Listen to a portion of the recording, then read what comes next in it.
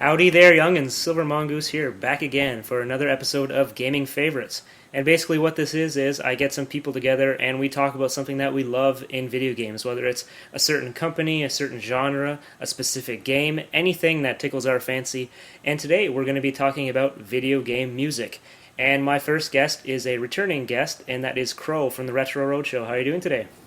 I'm doing well, my most excellent friend. How are you doing? I'm doing not too bad. I'm very excited to get this going because getting three people together is really hard. Yeah, get people together, especially with different time zones and whatnot. And my other guest is a new guest, Noodles. How are you doing today, Noodles? I am exhausted, but I'm good. Good. So, basically, I'd just like you guys to introduce yourselves and how you are connected with music just in your everyday lives. So, Noodles, if you just wanted to start and say that. Yeah, sure. I've been a musician for about 10 years now. I've been a gamer since I was about 4 or 5 years old. I remember the exact day I got my Super Nintendo. I still have it, and huge into RPGs. Final Fantasy got me started on them. Huge fan of pretty much anything made by Atlas. Huge Shin Megami Tensei fan. Big Capcom fanboy as well. In terms of music, I play a lot of guitar. Took music all throughout high school and elementary school, and yeah, I'm looking forward to talking about some good music. Cool. And Crow, if you just wanted to basically do the same thing. Yeah, I mean, you guys kind of know me already. I do the Retro Roadshow on YouTube, and that's a good time. It's a rad show. I've been slacking on it a little bit, but I have reason to start it up again, so stay tuned for that. As far as music goes, I've been a musician for somewhere between 15 and 20 years. I don't honestly have a date where I started, but somewhere around there. I went to college at McNally Smith College of Music and got my degree there, and I've been in, I don't know, a lot of bands. I've done studio work and stuff like that over the years. I've done music and video games and stuff like that. My biggest, I guess, not even claim to fame, but the biggest project I've worked on with a video game was a Wii title called Triple Crown Championship Snowboarding, and it's a game for the what do you call it? The Wii board. The balance board. The balance board, and you ride on it kind of like a skateboard. It's a pretty rad game. It's Wait, more like PS2 sorry. graphics. They have games just for the balance board now? Yeah, man. Oh man, I'm out of touch with the Wii. Yeah, most people are, but that's Yeah, a talk okay. for another day. Yeah. Sorry, I just wanted to clarify there. Continue. Sorry about that, Crow. Oh, it's all good. They're few and far between, but the ones that are, they're pretty interesting at the very least. I'll take your word for it. I'm working on a few other, some Flash games and stuff like that. One game that doesn't even have a title right now, so it's through Lost Mine Studio. And other than that, I mean, I teach music, I play music, I pretty much make my living doing music, and the Retro Roadshow and stuff like that is just kind of a fun hobby. I'd love to get paid to do that someday, but you know how that goes. Yeah, I do. And as for myself, I consider myself musically declined. I am pretty terrible at music in general.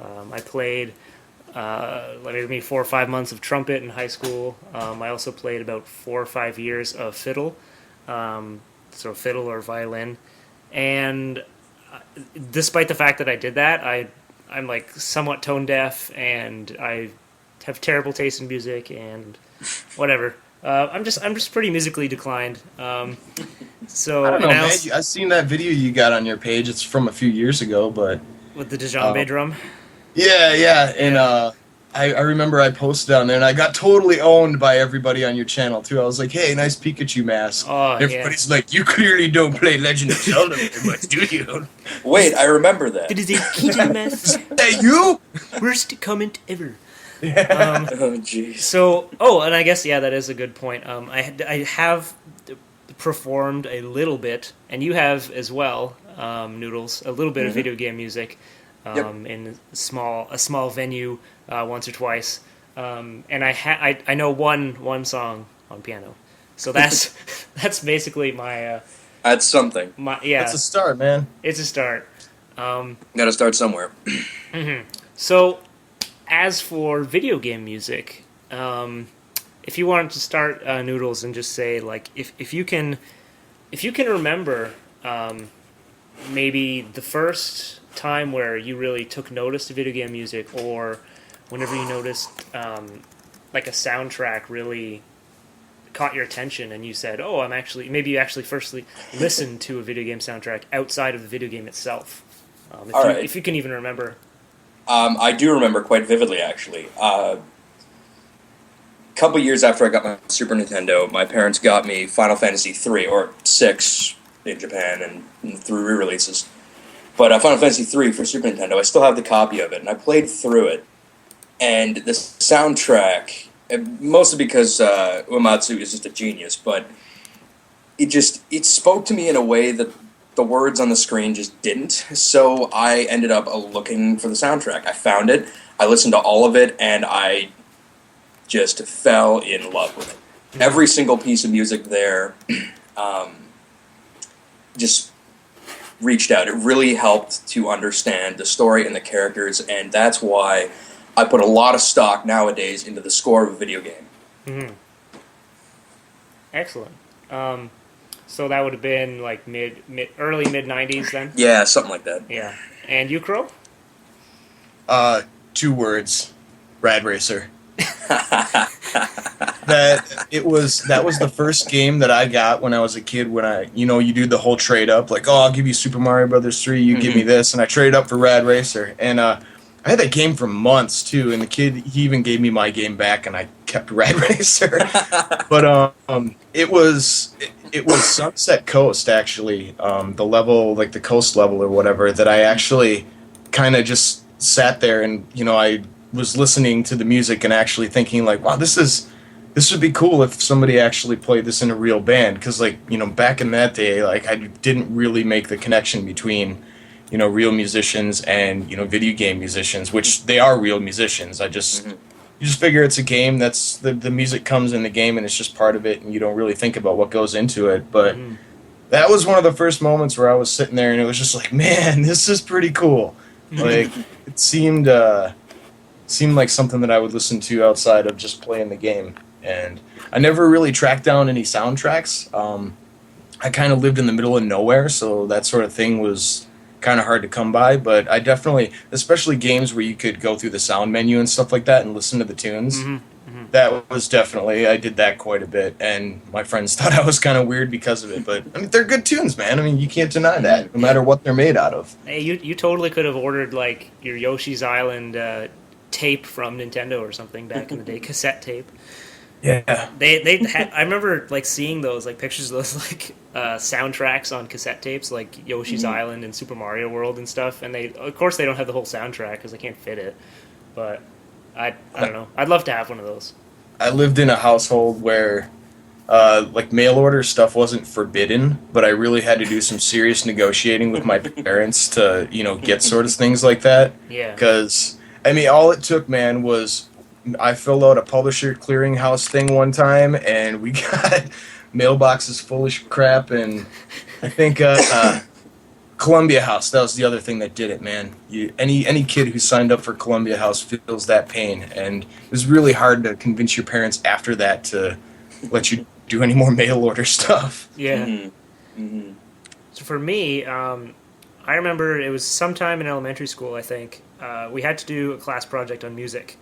So people were doing, like, we basically had to choose a song and, like, draw a picture of it and then, like, present it to the class and talk about, the melody and all that kind of stuff and the bass line and all that. And people were doing, like, Britney Spears and, like, Our Lady Peace and stuff like that. And I didn't listen to music at all. I could not, name a single band. People ask me, like, I get knocked down. Who does this? I don't know. I'd say like Backstreet Boys or something. I had no idea. But I did know of a couple songs from a certain video game that I did want to present. So I asked the teacher. I was like, "Is this okay? I mean, I don't know if this is real music." And this is the song, and I'm gonna get you guys to guess. You probably won't get it, but I'll give you a hint. It was a PC game. I'll give you, this is a little taste of it.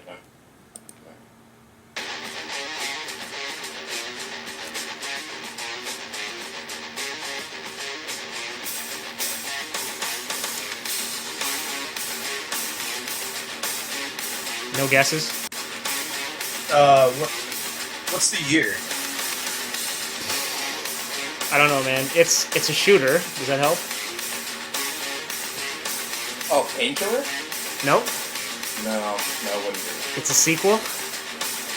No, I'm not a PC guy. Yeah, I don't know. I'm also not a shooter guy, so. It's a quad machine from Quake 2. Oh, okay. I So was just gonna randomly guess Quake 2, but I wouldn't have actually known it. you should have, man.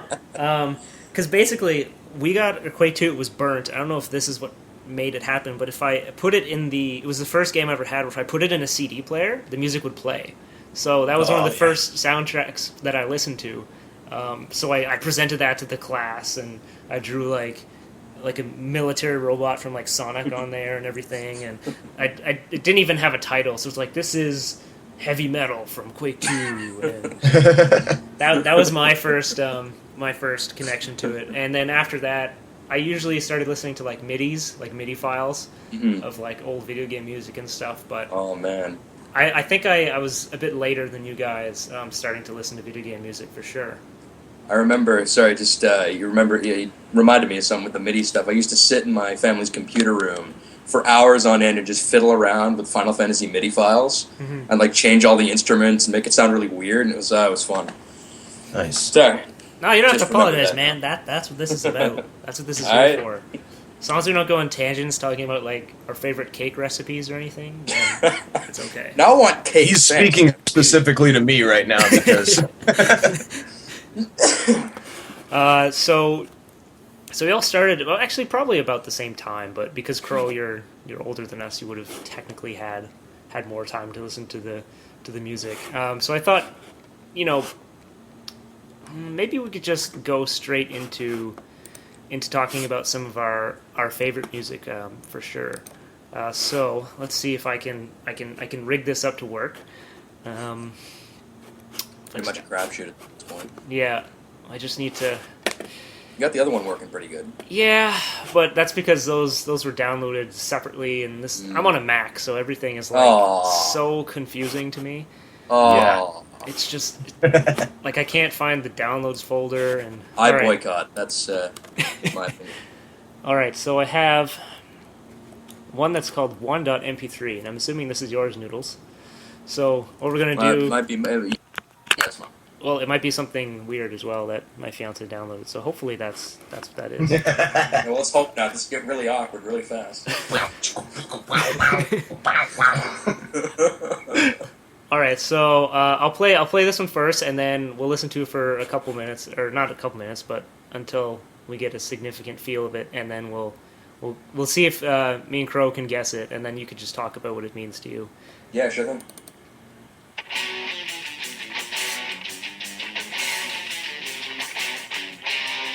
Oh, this is your favorite one, isn't it? I guess I should have. This is one of. I guess okay. I was gonna say I guess I should play your favorite last. No, you can play this one now. It's fine.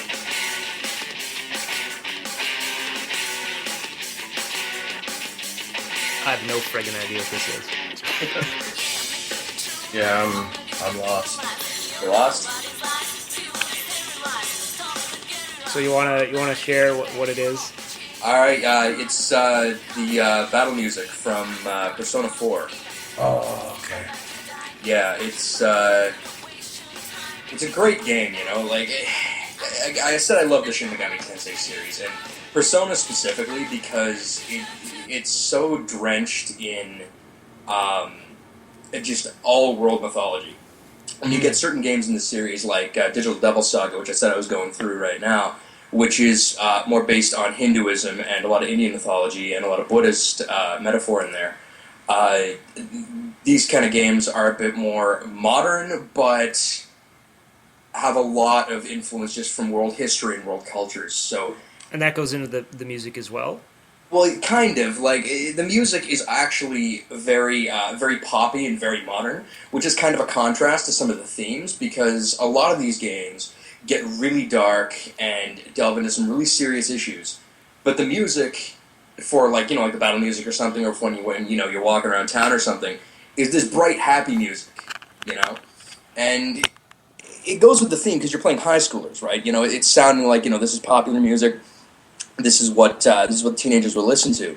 But also, the contrast between how it can go very dark on one end and then swing right back and be bright and colorful and positive. I think that's a very difficult thing to do in a lot of games, and the Persona series in general, not just 4, accomplished that pretty well.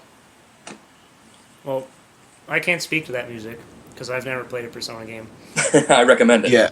I really need to get into that series. I've heard a lot of really, really good things about it. And They're long games. Yeah, I mean, I like long games. That's not the issue. It's more or less finding. I've got like this kind of strict code that I go by. Like I pick up games for $5 and that's it. Like, so if I can't find it for $5, yeah, it's a little harder.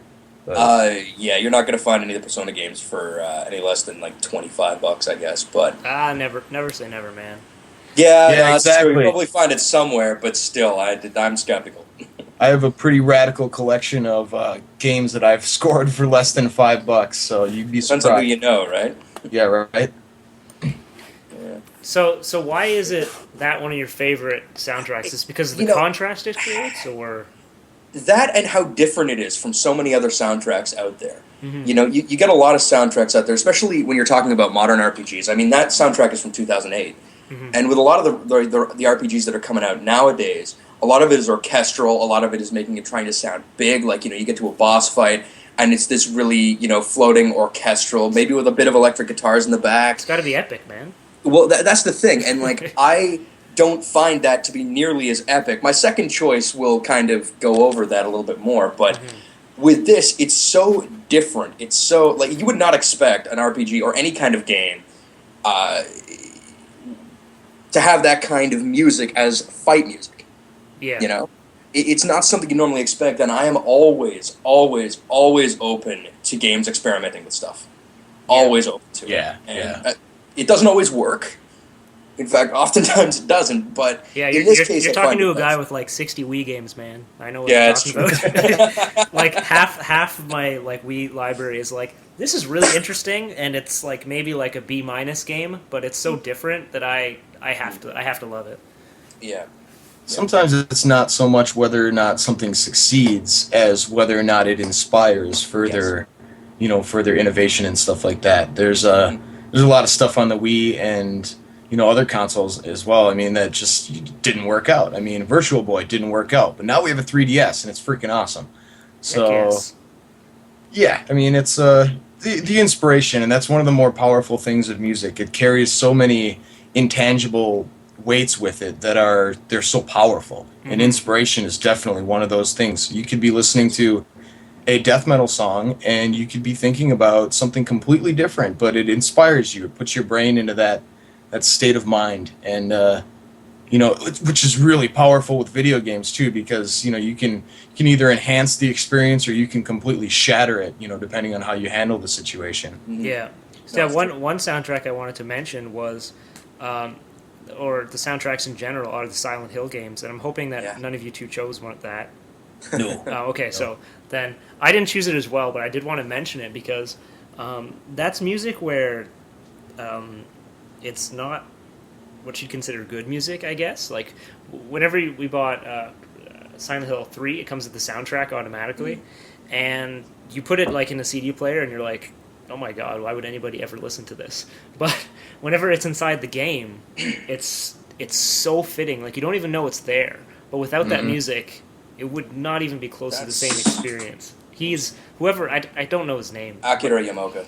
Yeah, he's a master at like trying to make you feel uncomfortable. We were atmospheric music. We were actually we were playing it in our car, and we were driving away from Chinatown at like 6 p.m.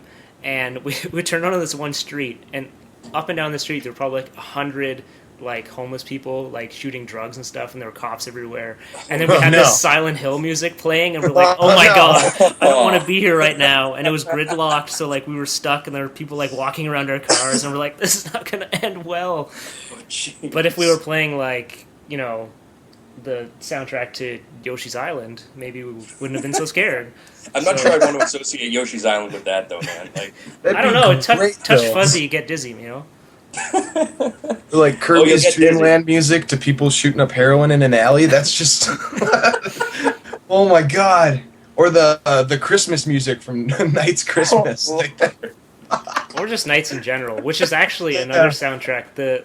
As much as people rag on the Wii version of Nights, I actually like that game. It's not perfect, but I do like it, and in some ways I actually like it better than the original. But the soundtrack is fantastic to Nights for Wii. So if anybody doesn't want to play the game because they've heard nothing but abysmal things about it, I would still recommend that you check out the soundtrack for sure. cool. So But Crow. yeah. Oh, sorry. Go. No, keep going. No, it's fine. Go. All right, so Crow. So your third favorite would be Crow 3? Yeah. Okay. So This is you'll like this actually. I will. It's very appropriate. Oh, is it Silent Hill or Yoshi's Island? No, but you'll catch it in a second. Okay. Hopefully. Whoops.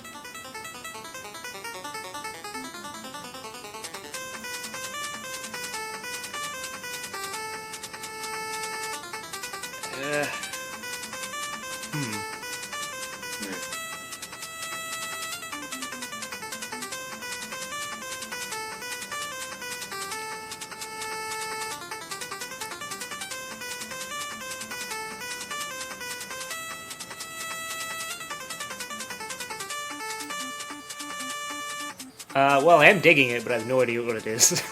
It sounds like some sort of NES, either battle music or some sort of like intense platformer, like Ninja Gaiden or something. I know it's not Ninja Gaiden, but You would think so, wouldn't you? Just by listening to it.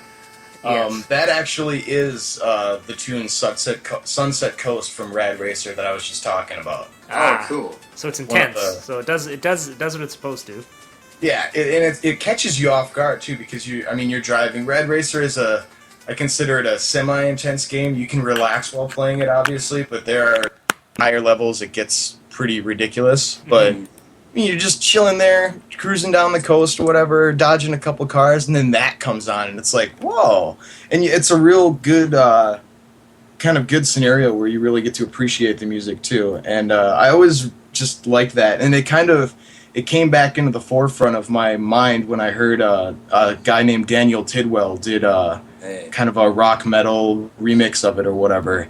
And when you think about that song, what you just heard, playing that on the guitar is like, that's pretty hefty, man. Like it's all arpeggios, it's all single pick. There's no easy way out, there's no sweet picking or anything like that. It's pretty brutal when it comes down to it, and it's a very skillful piece. Whether it was done on the guitar or whether it was programmed, it's a very intriguing piece. I like it. It's kind of like, to me, it kind of sounds like Outrun meets Final Fantasy.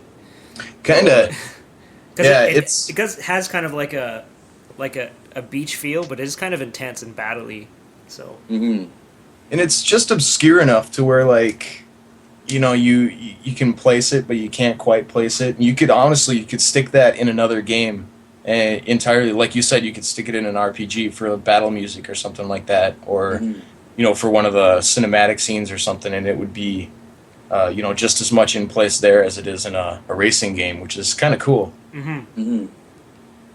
No, I like that. So why is that one of your favorite soundtracks? It's just you have just a lot of memories with that game, or? Yeah, I do. In all honesty, Rad Racer for me, a lot of these for me today are nostalgic kind of things. They're all soundtracks that they're probably fairly common, I guess. Like, a lot of my top ones are pretty common and stuff like that, but they just caught me when I was playing them, and I've never forgotten them. I mean, and it could be because I played the crap out of the game, which, that goes to lend itself to whatever. I mean, it doesn't really matter, in all honesty. The fact that it stuck with me for, 20-some years just says something about it, Yeah, for sure.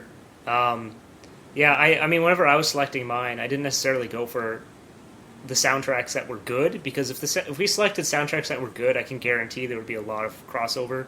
There's just certain soundtracks that are just considered good across the board, whether you whether you are a Sega fanboy or whether you like orchestral music or whatever. You could go back to certain games and pick out songs that everyone will agree that are amazing. But I didn't do that because that'd be boring. So instead, I selected things like this, which I like, and I know it's terrible. I'll set that up for you right now. So no judging here. Good is subjective. Yes. So I really enjoyed the soundtrack, and again, this was one of the earlier soundtracks that I really sat down and listened to. I listened to it in the game because they had like a sound test or whatever, or a music. I can't think of what it is, a jukebox or whatever inside the game, and I would listen to the soundtrack a lot. So here is my third favorite soundtrack, and again, this, like, if I would have done this list like tomorrow, it'd probably be different. It's really hard picking favorites for me. So here's one, and you guys will probably both know it and both cringe as soon as you hear it.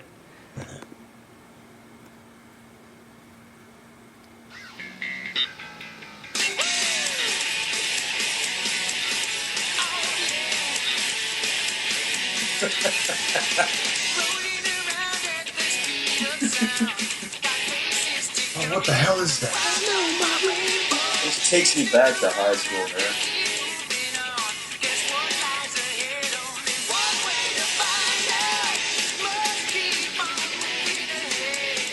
Once you know, you're gonna kick yourself, girl. I know. The So singer hard. sounds so familiar. That's what's getting me. It almost, for a second there, it sounded like the singer from Coheed and Cambria. I'm gonna say no because I don't know who that No. is. Yeah. It is City Escape from Sonic Adventure 2 Battle. And that entire soundtrack, I'd say about half of it is legitimately good. Like Green Forest doesn't have any voices in it, and it has some pretty like legit guitar in it. But the other half is terrible. Like City Escape, the main theme, they're not good music, but I like them nonetheless. Like Pumpkin Hill. I don't know if you guys know Pumpkin Hill. Not off by heart. You don't remember that? That's the Knuckles' rap when he goes. Oh yeah. Oh yeah. Like, See, and I never made it too far in Sonic Adventure 2. yeah, not a lot of people did, and for good I reason. think I only rented it. I think that's why. But that entire soundtrack is something that I've listened to so much. Same with like the Sonic R soundtrack. Have you guys ever heard that? The Sonic Racing soundtrack. Don't think so. No. I'm going to encourage you guys to look up one Take a look at it. one of those songs later, and it's basically like all the terribleness of Sonic music mixed in with like much dance, like '96. Oh god. Which I Great. loved growing up. So to me, it was like it's awesome. And my brothers and I, like, we always like make fun of the soundtrack while also loving it. And that goes for a lot of Sonic soundtracks, actually. I mean, Well, keep going. if you like a soundtrack, you have to make fun of it. You know, like Uh, if you like it so much, you're gonna see what's wrong with it as well, but you still like it anyway, right? Like, biggest thing with music. I'm not. No, I'm not gonna. I can not gonna kind agree of with see you. where Noodles is coming from on that. Like, Well, yeah. Well, I mean, example. I don't particularly like that song, but I can like certain things about it, right? And I can still make fun of it for being, cheesy, crazy cheesy, but I can still like it. You know? Come on, man. It's all about friendship and doing your best, and Yeah, but that's what every Sega game is about, dude. well, every Yeah. like Japanese J-pop song is pretty much about trying hard and you'll succeed. Stay in school and all that. So yeah, that's one of my favorite soundtracks. No. For that one there.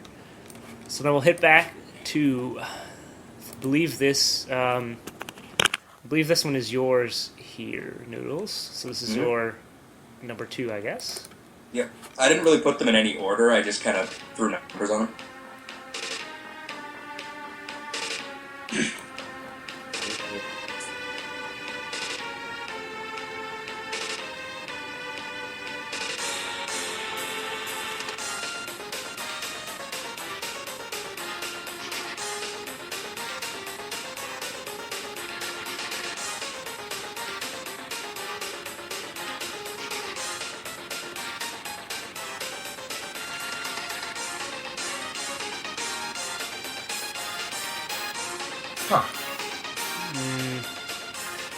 you guys get this, I'll be impressed.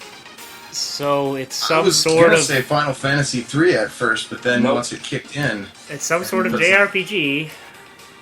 Well, you're right on that one. is it a Square game? Yes, it is. It's a very old Square game. Chrono Trigger? No. Crow, I am gonna slap you. This is not. You should know all of Chrono Trigger by heart, okay? Do you guys want me to tell you? Yes. It's from a game called Treasure of the Rudras, or Rudra no Higu, which was never released over here. It was made in 1996 by Square. And I wanted to throw this in here just because it's a game that not a lot of people I know have played, and they should play. It's everything about old school RPGs, Yeah. SNES RPGs, that I love. And it goes back to the point I was making about boss music before, is there are a lot of games nowadays, especially in the Final Fantasy series, but a lot of games where they have these massive, epic, orchestral boss battle music, right? That piece right there is everything I love about a boss fight. To me, a boss fight shouldn't be this big, epic, like crescendo of string instruments. That's fine, some people like that. With me, I like it to be essentially power metal, for lack of a better, And what better power metal than 16-bit power metal? Precisely. But oddly enough, the guy who did that soundtrack is the same guy who did the soundtrack for Final Fantasy Mystic Quest. Huh. Which also, like, for being kind of a crappy game, had some pretty awesome tracks on it. That's a game that I actually want to really play because I heard that, like, a lot of people don't like it, but the people who don't like it are people who love RPGs, and I'm not an RPG lover, so I have a feeling I would like It's an action RPG. Oh, is it? It's Final Fantasy stripped down. That sounds awesome. Yeah, well, like, there's, like, no exploration, practically. I mean, in dungeons, occasionally you do. You have to, like, swing your sword, swing your axe to, get through certain obstacles in the menu. There's no random battle thing. You can see all the enemies on the screen. So it's like pretty simple. It's like the Skyward Sword of Final Fantasy. Basically. I'd imagine. I haven't actually sat through Skyward Sword yet, but I've seen most of it played. So it seemed pretty bare bones. Yeah. Well, it did some things amazing and some things pretty terribly. And I mean, it's technically still a good game because it's a Zelda game, and not many of them are actually bad. But it's it's got huge boots to fill, though, right? That's true. And every Zelda game does, but point being, yeah. But back to the song though that I chose.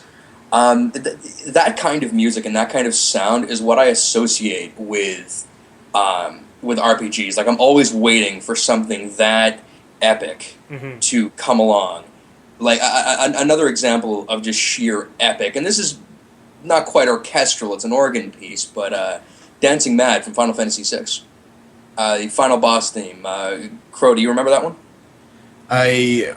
There's a lot of Final Fantasy VI that I like. I probably would know it if I heard it. It's like the 12-minute thing you hear when you're fighting Kefka at the very end of the game. I think so. I remember the battle. That battle was so furious, I would be surprised if I paid attention to the music in it. It's interesting, and I have a whole, 2-hour-long speech on that piece of music. That's why I didn't choose it for this. But I'll go into it a little bit, I guess, because this is an interesting point that I've heard from a number of people. Is that you get theme songs like final boss music, like One Winged Angel, which is way more popular than it needs to be. Which I don't know, it doesn't really add anything to Sephiroth, right?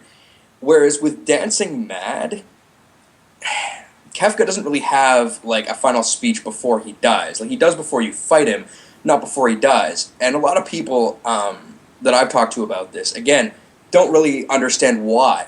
And that's because his entire final boss theme was his end speech. If you listen to it and you pay attention to all the leitmotifs in there, you'll get it.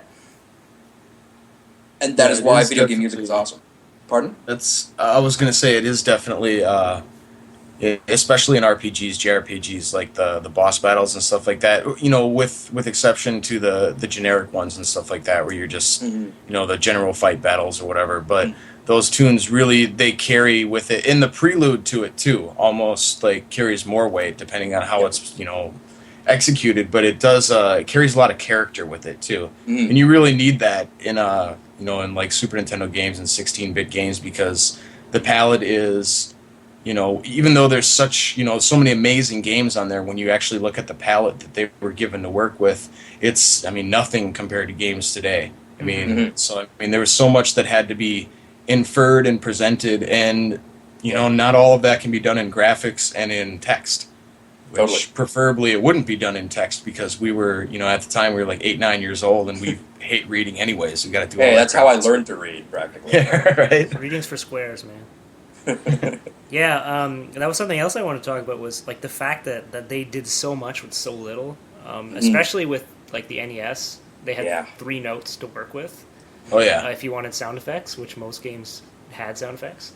So, and some songs like I don't know if I should mention this because I'm sure this is one of Crow's songs. But maybe it's your honorable mentions, and you did send me like 9, so I guess I can mention it. Is the opening to Blaster Master. Like that song. Did you hear that slap? Yeah, yes. That was my hand hitting my face.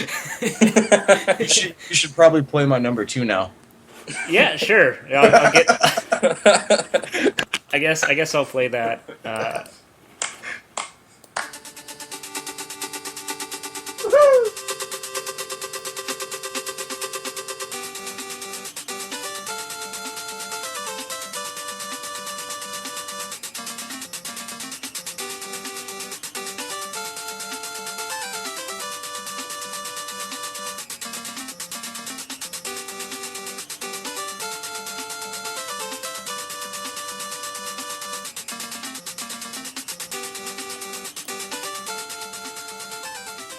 That's not what I meant, but okay. Oh. I meant the opening. I meant the opening cutscene. Oh, okay. The opening cutscene to Blaster Well, it Master. still segues in. Yeah. So the opening cutscene to Blaster Master, for me, like it instills so much emotion. That song, or even ones like a lot of the Metroid music, or I'm trying to think of other examples. Where like 8-bit music, despite the fact that they have like 3 notes to work with, they can instill so much emotion, or they can really like portray a feeling. I just find that like stupidly impressive. You listen to this stuff right here, and I mean, if that doesn't get you pumped up to go kill bad guys, like I don't know what will get you pumped up to go kill bad guys. I was gonna say I was grooving there for a second. Yeah, man. I mean, and that, when you think about that, that's 3 tracks. You've got the main melody, you've got a bass track, and then you've got the middle track that's basically alternating between, they took the snare sound and they basically cut it off just a little bit, and so it makes it sound kind of like a hi-hat. So you've got this, recurring half of a snare sound, and then on the 8th beat or whatever it is, it hits the full snare. I mean, that's right there, and when you're sitting there listening to it, you almost fill in the rest of the music in your head. Yeah. And it's definitely got that song. I literally, I will just stick it in my NES to hear that song. I mean, it's that good. I find the opening a bit more impressive though than that song. The thing is, like, to get you pumped, I find is a lot easier than to instill like. I don't even know what the opening to Blaster Master makes me feel, but it makes me feel something. But something like the opening theme to Metroid, or I can't remember if it's Kraid's Lair, one of them. It makes you feel so isolated, even if you've it's never. unsettling. Even if you've never listened to the song before. Like my fiance, she's never listened to Metroid, and I was asking her, which one of these songs sounds like more unsettling? And she's like, oh my god, they both sound so terrible, turn them off. And she didn't mean terrible in the sense that they sound bad, but like it's not something you want to feel unless you're... It gives you a sense of impending doom. Yeah. It's like the Silent Hill for the NES, basically. And I just find it stupid impressive that you can do that with 3 notes. Because I know if I tried to make, any sort of feeling, it would just end up sounding super generic. But I guess that's why I'm not a music composer.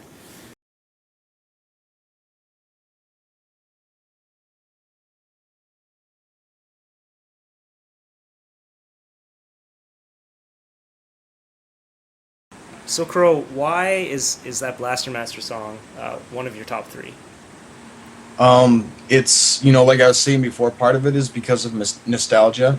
More than that, though, it's the sheer feeling that it instills. Like I don't know, it screams empowerment. If that makes any sense. Like, you're starting out a new game and stuff like that. You don't quite know what the controls are. You don't quite know who you are, and all you know is that a little snippet of information they give you at the beginning of the game, and it gets you pumped to look around and stuff like that. It's how do I put it? Well, in the music industry, when you submit a demo or something like that for any sort of purpose, whether it be for if you want to make a soundtrack to a video game, or if you want to try and get signed, which it doesn't really work that way anymore, but they say you've got about 30 seconds to catch somebody's attention before they figure this is crap. They're going to take your CD out, they're going to throw it in the garbage, on to the next guy. Yeah, don't people suck?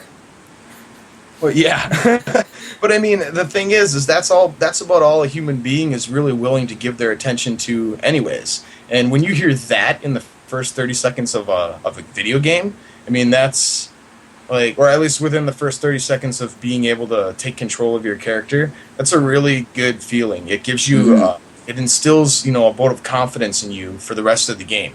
Mm-hmm. Like, it's almost as compelling as the cover to a game can be sometimes. And even though you can't judge a game or a book by its cover, it's still, I picked up plenty of games when I was a kid just based on, there's a dragon on the cover and blah, all I this still stuff. do that.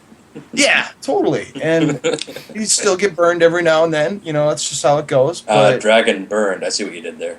yeah. But it's like it's that whole package. You pick up a game, you look at the cover, you think, man, I want to play this. So you take it home, and when you're a kid, your mom's driving you home, so the whole way home you're reading the instruction manual, and it's a full color instruction manual. This is getting better and better, and it looks great.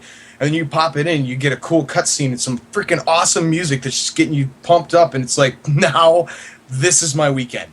Like, and that's every time I hear that song, I think of that. Even if it's in the middle of the week, it's weekend time, Yeah, for sure. That was definitely one I played a lot when I was younger, and actually before like YouTube and me being out there on the internet, I'd never actually met anybody else who'd ever heard of Blaster Master. It kind of seems like it's popular now, but that may just be because there's like a handful of people being vocal about it. But on the internet, that can be highly skewed. But like when you're growing up, like if it wasn't like some flagship Nintendo game or Final Fantasy or even I don't know some other things like Bart Simpson versus Space Mutants or Ninja Turtles, like most people never heard of it. And I was like, Blaster Master, it's awesome. It's got like this one level that I can never beat. And it has a cutscene in the opening, which I didn't even know. Like, there's pictures with a story at the beginning, which at the time was amazing. Same with like Ninja Gaiden or Monster Party. They both have opening cutscenes. Oh man, Monster Party. You like Monster Party? Oh yeah, I used to. That was, I think, one of the third or fourth NES games that I ever bought. And that is a brutal game, I will tell you that much. And the password system is just so stupid. Yeah, I actually beat that with my fiance a couple years ago. The last boss is just stupid. And then the ending's kind of, it's like, wait a minute, so you mean I didn't save everything? I don't want to spoil it. Well, the game's freaking almost 30 years old, so what are you going to spoil? I hate when that happens. I'm listening to like a podcast or something. They're like, this game is like 2 years old. Like, oh, whatever. I'm just gonna say it. And I always have to like unplug because there's games from like the 80s that I still don't want spoiled for me. So for me, story is a really big deal. So I guess we'll go into my second here, if I can find it. Freaking Max, I tell you. Everything's backwards. Yes. All right. So this one, you guys will probably both know right away, but I'm just gonna let it play for a little while because it's so amazing, and I might actually cross over with yours there, Noodles, but we'll just play.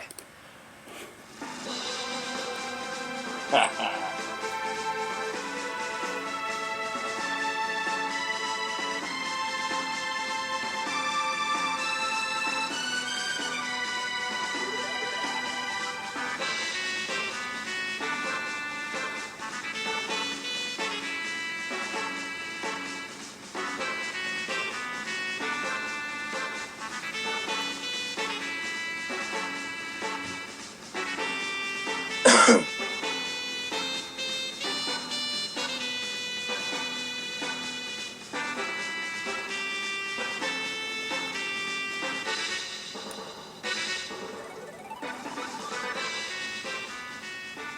yes, for those of you deprived children who don't know what that is, um, you better know this, Crow.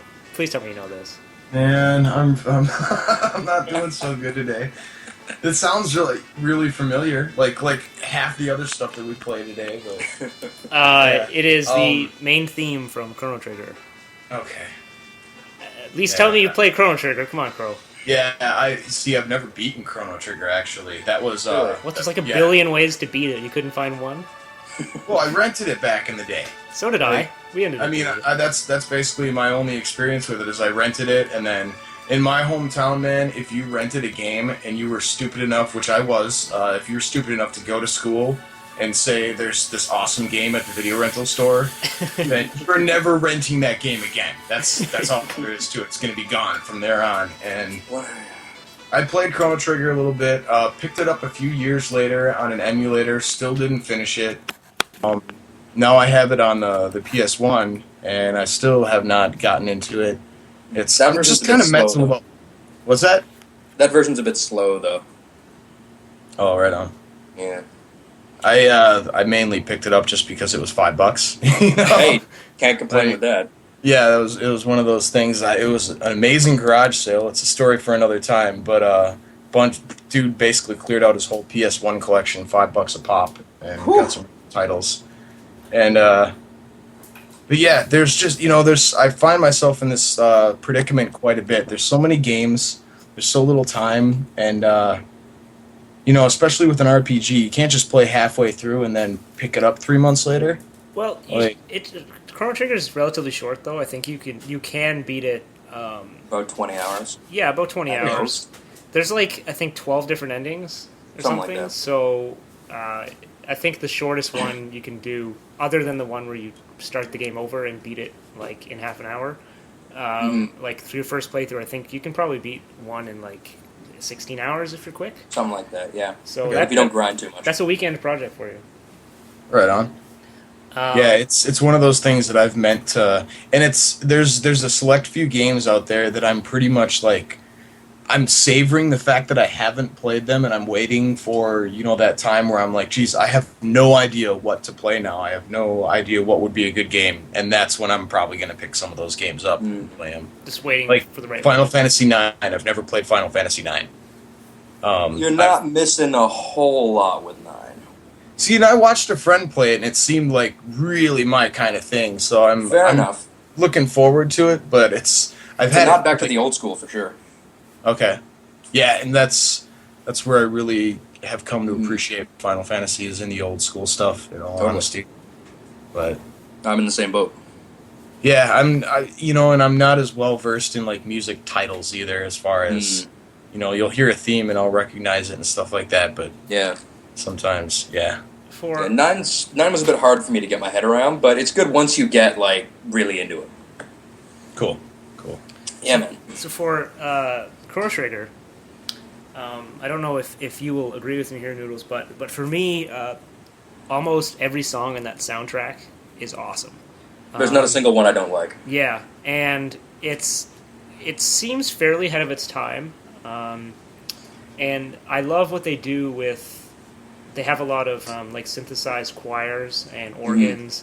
And but they use them in a different way, like you said, usually in RPGs, to try to make everything sound epic. And there are certainly epic songs in Chrono Trigger. Oh, yeah. But they also have a lot of, I guess, subtle music, but it's still amazing. It's really hard to describe, but it seems like for me, it's a really high quality soundtrack. And it is.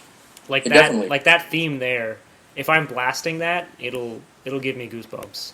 Oh yeah, you feel awesome just listening to that. I mean, it's one of those themes where you're walking down, comes on the MP3 player, and you just feel so boss with that thing blasting in your ears. I mean, everybody thinks you're crazy, right? Because you're getting your swagger on, but things with Chrono Trigger, like a lot of the Final Fantasy games that were coming out around that time as well. it was part of the trend that really started showing the world that video games could have these deep and engaging stories, and also showing that they can have these deep and engaging soundtracks. I mean, again, I could use the example of Final Fantasy III again, but I'm not going to. Sorry, 6. But with Chrono Trigger, it also does use those leitmotifs, which is that subtle stuff you were talking about there. Mm-hmm. You know, those little hints that saying, okay, this is important, this character's tied to this character's tied to this. And another thing, and going back to my whole boss music thing as well, that's another example of exactly what I want out of boss music. Yeah, there's some pretty good boss music. The last boss is some pretty good music as well. Yeah. But like I said, I'm trying to think of a song on that soundtrack that I don't like. Yeah, nothing's coming to mind here. I can't do it. No. You know what that kind of reminds me of, man? Like, it's a little bit off topic, but it's not too far off. The old, like, just old talkie movies, like, from the turn of last century and stuff like that, basically.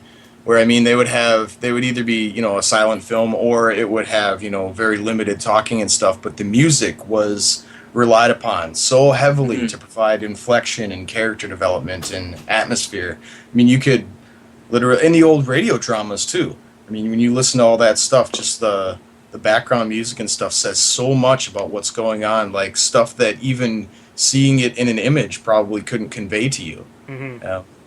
Yeah, and totally. it's powerful, man. It just boggles the mind how powerful sounds can be. Yeah, well, music is a universal language. Everybody understands music all over the globe. Mm-hmm. It's one of the things that ties us together as a species.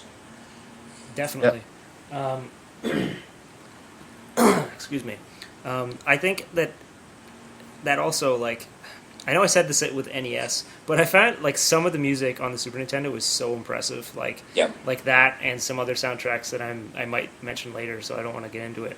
But that is definitely one that's ahead of the... I find it's pretty ahead of its time and has some pretty amazing music.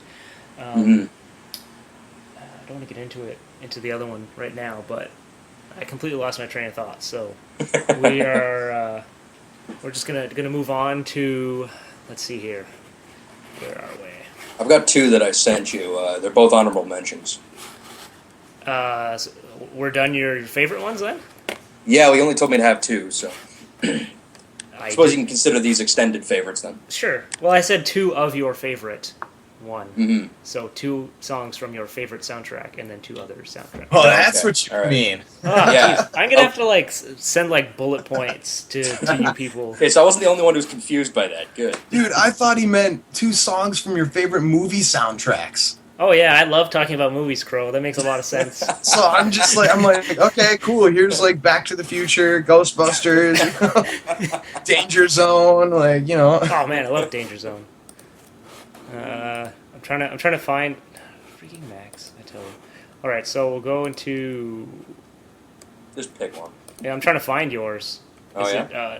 Because I have 1, 2, and then. Want me to resend? It says 05 and one from.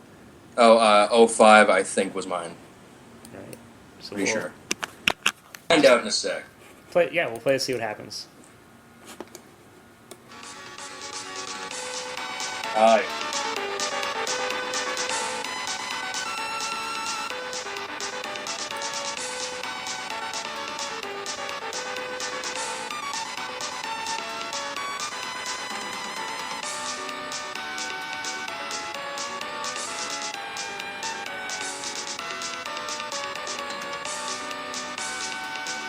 Favorite part of the song is coming up right here.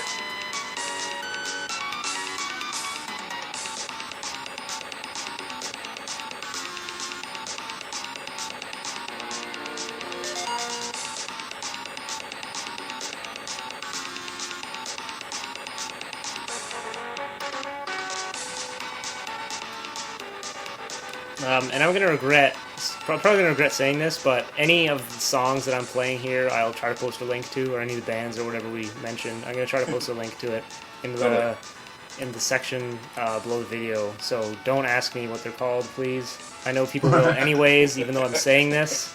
But for the 3 people who are gonna be listening to this, don't. So I know what this is. I don't know if you know, Crow, because No, I don't know. I don't know anything apparently. Some musician you are. Yeah, right. So Noodles, you wanted Yeah. to tell us what This is the boss theme from Final Fantasy Mystic Quest. And Crow, it goes with what you were saying about music that just gets you pumped. The game itself is like it doesn't. It's not as engaging as other Final Fantasies in terms of the gameplay. But whenever that song comes on, I'm like, all right, we're gonna kick butt. Let's do it right now. You know, like it's just got that energy that I expect out of fight music. You know? Yeah, Like, yeah, totally. No, I was definitely nodding my head over here to it, thinking I Yeah. wish I knew what this was. So, hmm but Final Fantasy Mystic Quest. yeah, you know what? My problem with that game is I that's another game I rented back in the day, Yeah, and no, valid. rented that after I beat Final Fantasy 3 or 6, Mm. Oh, and that's tough to yeah, follow. it That's didn't. tough to follow. Yeah, I haven't touched it since. I probably should. Go through it. It won't take you long. I think you can beat it in maybe about 10 hours. It's not that 10 hard. top of the other 20s. That's 30. Dude, I play 80-hour games on a regular basis, all right? Don't complain. Okay, so But yeah, this is like, I know I've picked a lot of boss themes here, but like, I had a feeling. I was like, you know what, Noodles is going to be like 4 or 5 is going to be either. Well, they're all going to be from RPGs, and they're all going to be either battle music or boss music. There's going to be there's going to be no town music. There's going to be no. Hey. One of the things I sent you is not from an RPG, all right? That'll be the next one. Yeah, it'll be the next one you play. But I mean, but again, like this is what I remember when I was a kid. You know, I was a really high energy kid, and whenever these songs came on, like whether it be like Decisive Battle from Final Fantasy VI, whether it's this one or if it's Spirit Chaser from Treasure of the Rooters, whenever I hear that, I'm just like, oh, let's get going, you know. And I don't get it as much from other themes in a game. I mean, I obviously feel things, but those are the ones that are really the most memorable for me. Mm-hmm. You know, or you don't even get that from other music, really. I mean, obviously some, but like if you're listening to like power metal or something. But a lot of the times, whenever you're listening to music, you know, whether it's the Beach Boys or Nightwish or whatever, obviously they're trying to make you feel something, but it's not like the distinctive video game stuff. You have like your town music, you have your battle music, you have your sad music, you have your end of game music, your victory music. You know, part of it's also the fact that like what you get from a piece of music and what I get and what Crow gets from a piece of music is all going to be different because like even if there are lyrics involved and the singer means something, we're still going to take our own meaning from that. That's how music works. You know, there are so many people out there who think that no, this is what the singer meant, therefore this is the only meaning of the song. No, that's not the way it works. That's not the way music works at all. But yeah, I don't know. Like I've got this thing for boss themes specifically, like battle themes, yes, but boss themes specifically. I don't know why they all just speak to me. I guess because I listen to a lot of punk.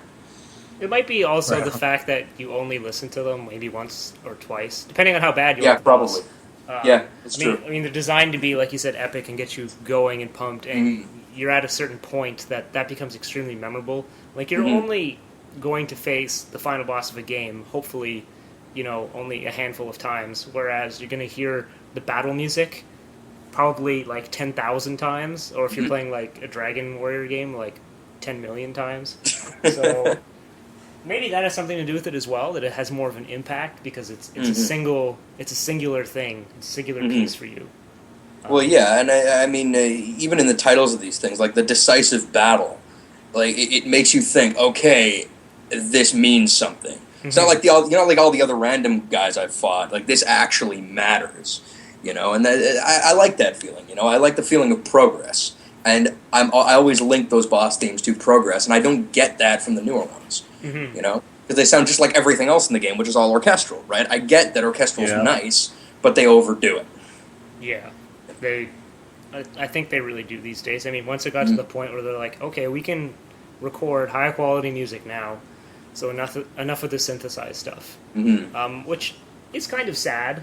And it is kind of going back. I mean, you do have like retro style games like Mutant Mudds or something that has some really, really good, or VVVVV or whatever. It has really good like chiptune music or whatever. And I'm not saying I don't like orchestral music. Like for example, the Mario Galaxy soundtrack is all orchestral, and that's a fantastic soundtrack. But Mm. I find it sad that most of it seems to be going towards only orchestral. Well, it's just because technology's improved, like going back now. Oh, sorry, Crow, go for it. Well, I was going to say, and more often than not nowadays, music, at least in the avenues that I've worked, music ends up being kind of an afterthought. It's like, okay, we made a game. Oh, we need music. We got to find music. And Yeah. can you give us music for free? And it's like, yeah. Can you give me your house for free? I don't, like it tends to be an afterthought.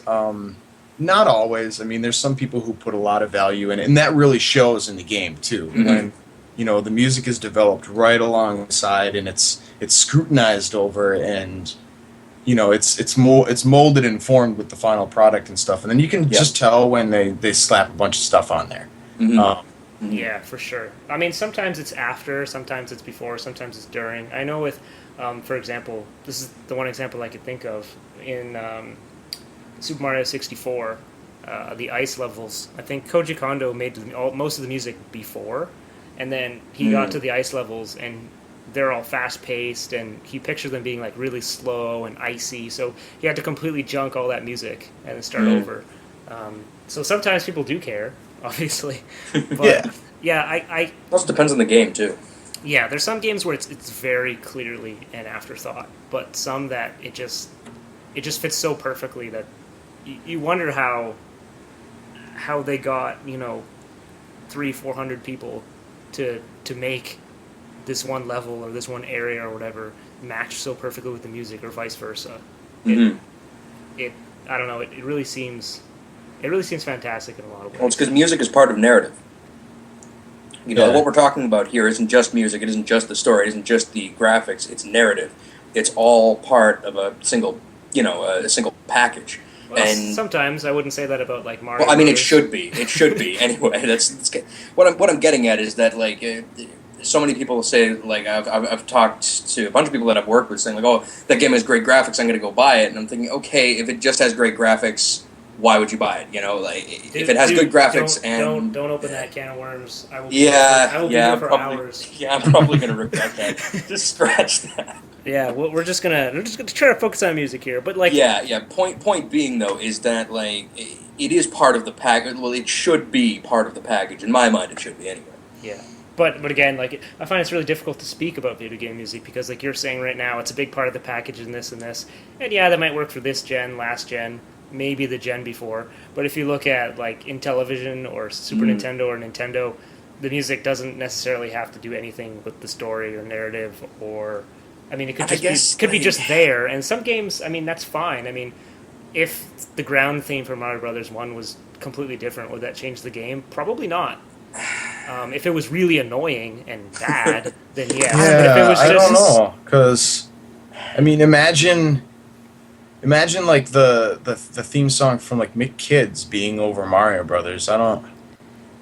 There's something about it, and it's hard to imagine because I cannot imagine starting level 1-1 on Mario Brothers without like that's got to happen now. Like that's in my mind. Well, maybe that's a bad example because. Well, no, I know where you're coming from, but it's like, God, I don't know. Like, I guess it's because I play so many RPGs where music is really integral to the story because it is about this long-reaching narrative. Like in Super Mario Brothers.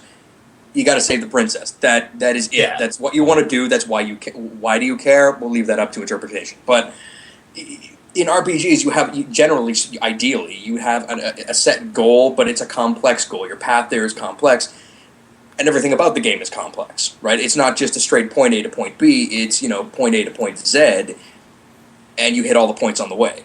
I think the music. I like it when the music follows that. Mm-hmm.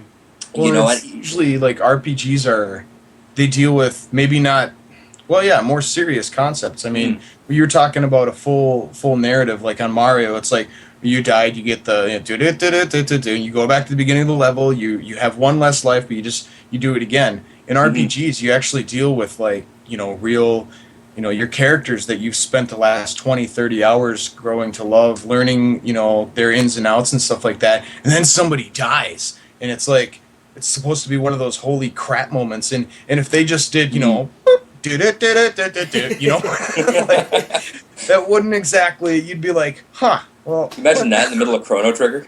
yeah, or It's completely ruined the game. Not that anybody dies in Chrono Trigger yeah. or in any RPG. Well, that's another thing. Just like when you go to love these characters and they're just taken away from your party one way or another, right? Mm-hmm. It's just General Leo is the one that I always remember. I mean, there's also Eris, but like, Wait, Eris dies? I am never going to play that game. I didn't say died. I said left the party. What is the point of me even playing that game? I played it before. Next, you're going to tell me who kills Oh Dumbledore. no, I'm a hipster now. Oh crap! You're just going to tell me who kills Dumbledore next, and you're just going to ruin everything for me. Wait, Dumbledore dies? What the hell? But anyway, point being though is that like it is dealing with those more serious issues that again you're not going to find in Mario Brothers. If you die, it doesn't matter. You have like 3 extra Marios. Yeah. Right. He's expendable. These other characters aren't, and I don't know. Just getting into the music, like I need to feel that those parts are important. You know, even if somebody joins you, right? I need to feel okay. Why do I give a crap about this character? Because the music and is the narrative telling and you. Well, no, everything tells me, right? But the music is definitely part of that. Mm-hmm. You know, like when Luigi starts in Mario, it's the exact same music. It's the exact same game. He's just green. You know, so.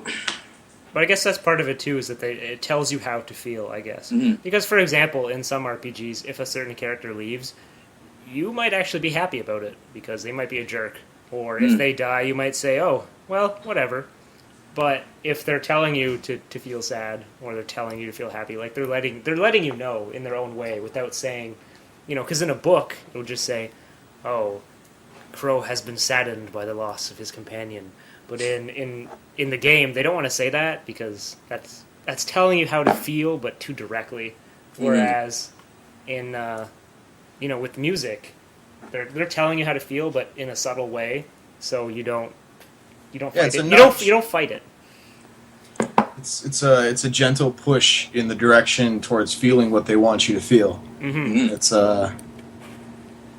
yeah. I mean that's pretty much what it is. You don't have to feel that way, but it is. No. It's definitely easier. Kind of hard not to. Yeah, it is. It's kind of hard not to feel that way when you're listening to it and you're just like, I don't like the sound of this, man. Like, this doesn't sound like there's going to be happy times ahead of us. Yeah. Like, and there are times where, like you said, you will resist. Like, for example, playing Shadow of the Colossus. Some people felt really sad killing some Colossi, and some people felt amazing. It's like, yes, you are down. Die, you terrible beast. And some people felt really saddened by, you know, the death of a beast or something. Oh, you have to do this. But the music is kind of trying to tell you that you're sad, and some people go against that. But I mean, Shadow of the Colossus was one of those games though where I got like 2 or 3 bosses in and forgot what I was doing or why I cared. Well, I'm like that with a lot of games. I got to play them through. Man, I got to play it straight through, or else there's no chance. I have like ADD times a million, so. Well, I'm not saying it's a bad game. It just, you know, I stopped caring after about 3 hours. The music is good. A lot of times people talk about the music in that game and how it's amazing. I don't know about you, but I remember there being like 3 tracks, maybe like 2. I mean, it is good, but I don't know. I think it seems that better. whole orchestral feel again. Yeah. Where it just washes over the whole thing. Because it's such an open world game, though, that kind of adds to it in that case. You know, it's the whole like orchestral feel, because it's big and expansive, and that's kind of what the game is. It's big and expansive. Yeah. I know I spent most of my time just running around looking for the next place to go, so at least there was nice music in the background, right? True. I don't think there was a lot of music whenever you're just looking. I thought it was just silence for the most part. I don't know. I haven't played it in years, so. Yeah. Oh, well. So now, geez, we went on a really big tangent there. I think we're on your number 1, right, Crow? At this point? Yeah. Because number 2 is Blaster Master, right? Yeah. Yeah, I ruined that one for you. So we'll go to your number 1 here. This one should be like blatantly obvious. Oh.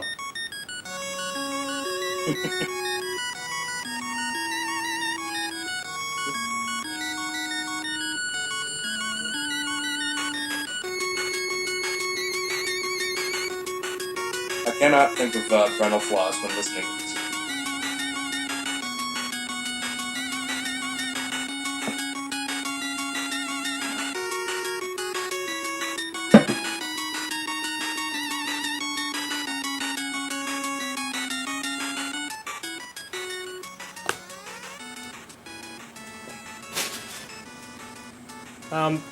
Okay, so actually, yeah, I do know what this is, and I'm kind of glad you mentioned it because everyone always talks about how this song is so amazing.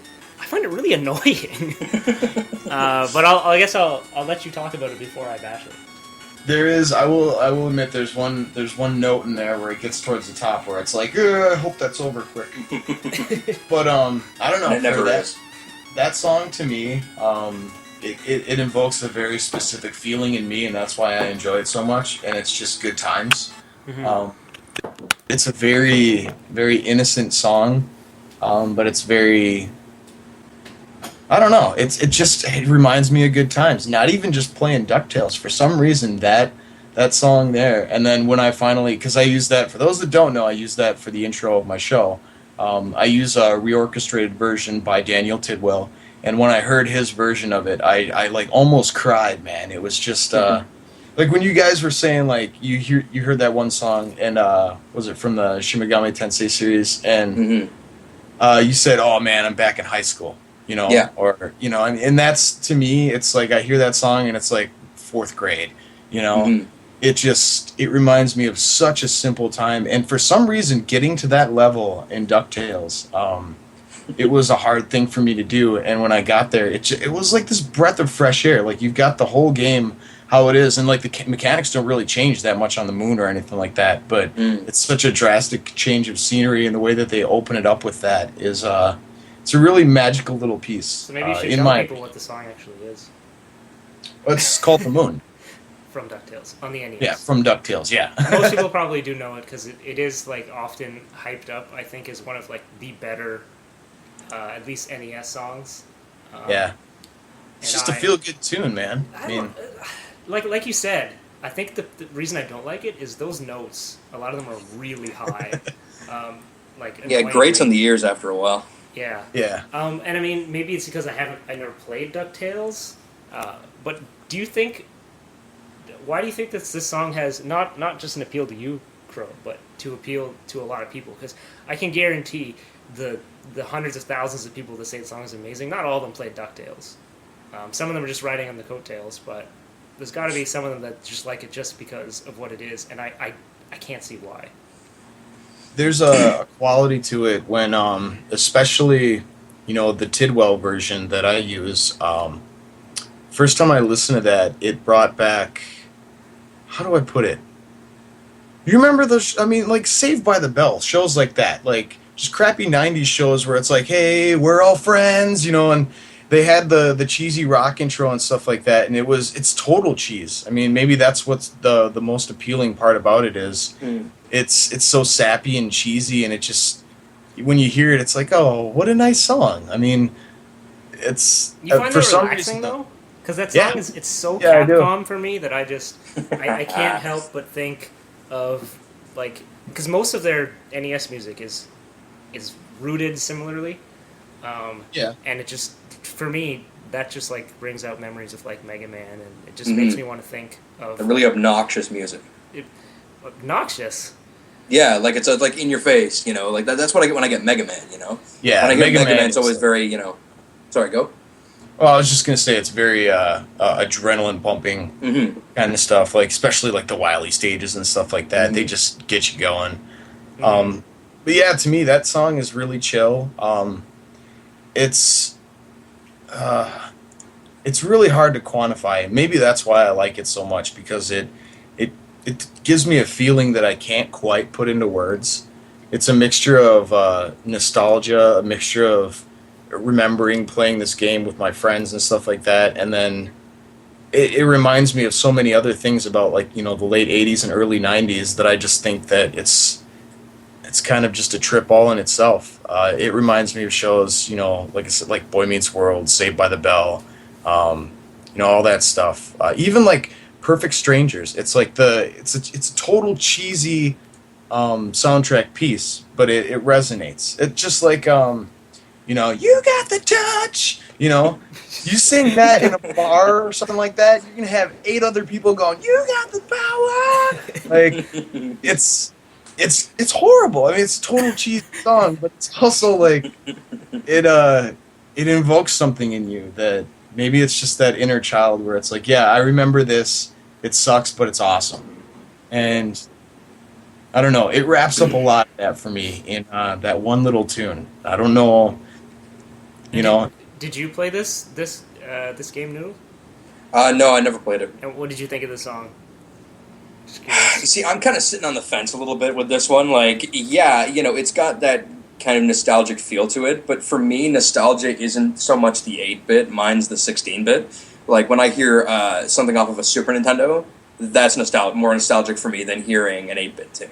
Really? I guess. You know, like, it's what I played a lot, you know? Like, I haven't played the regular NES as much as you have, so I don't associate my childhood as much with it. Mm-hmm. Whereas when I hear something like when you played that song from Chrono Trigger, that brought me back.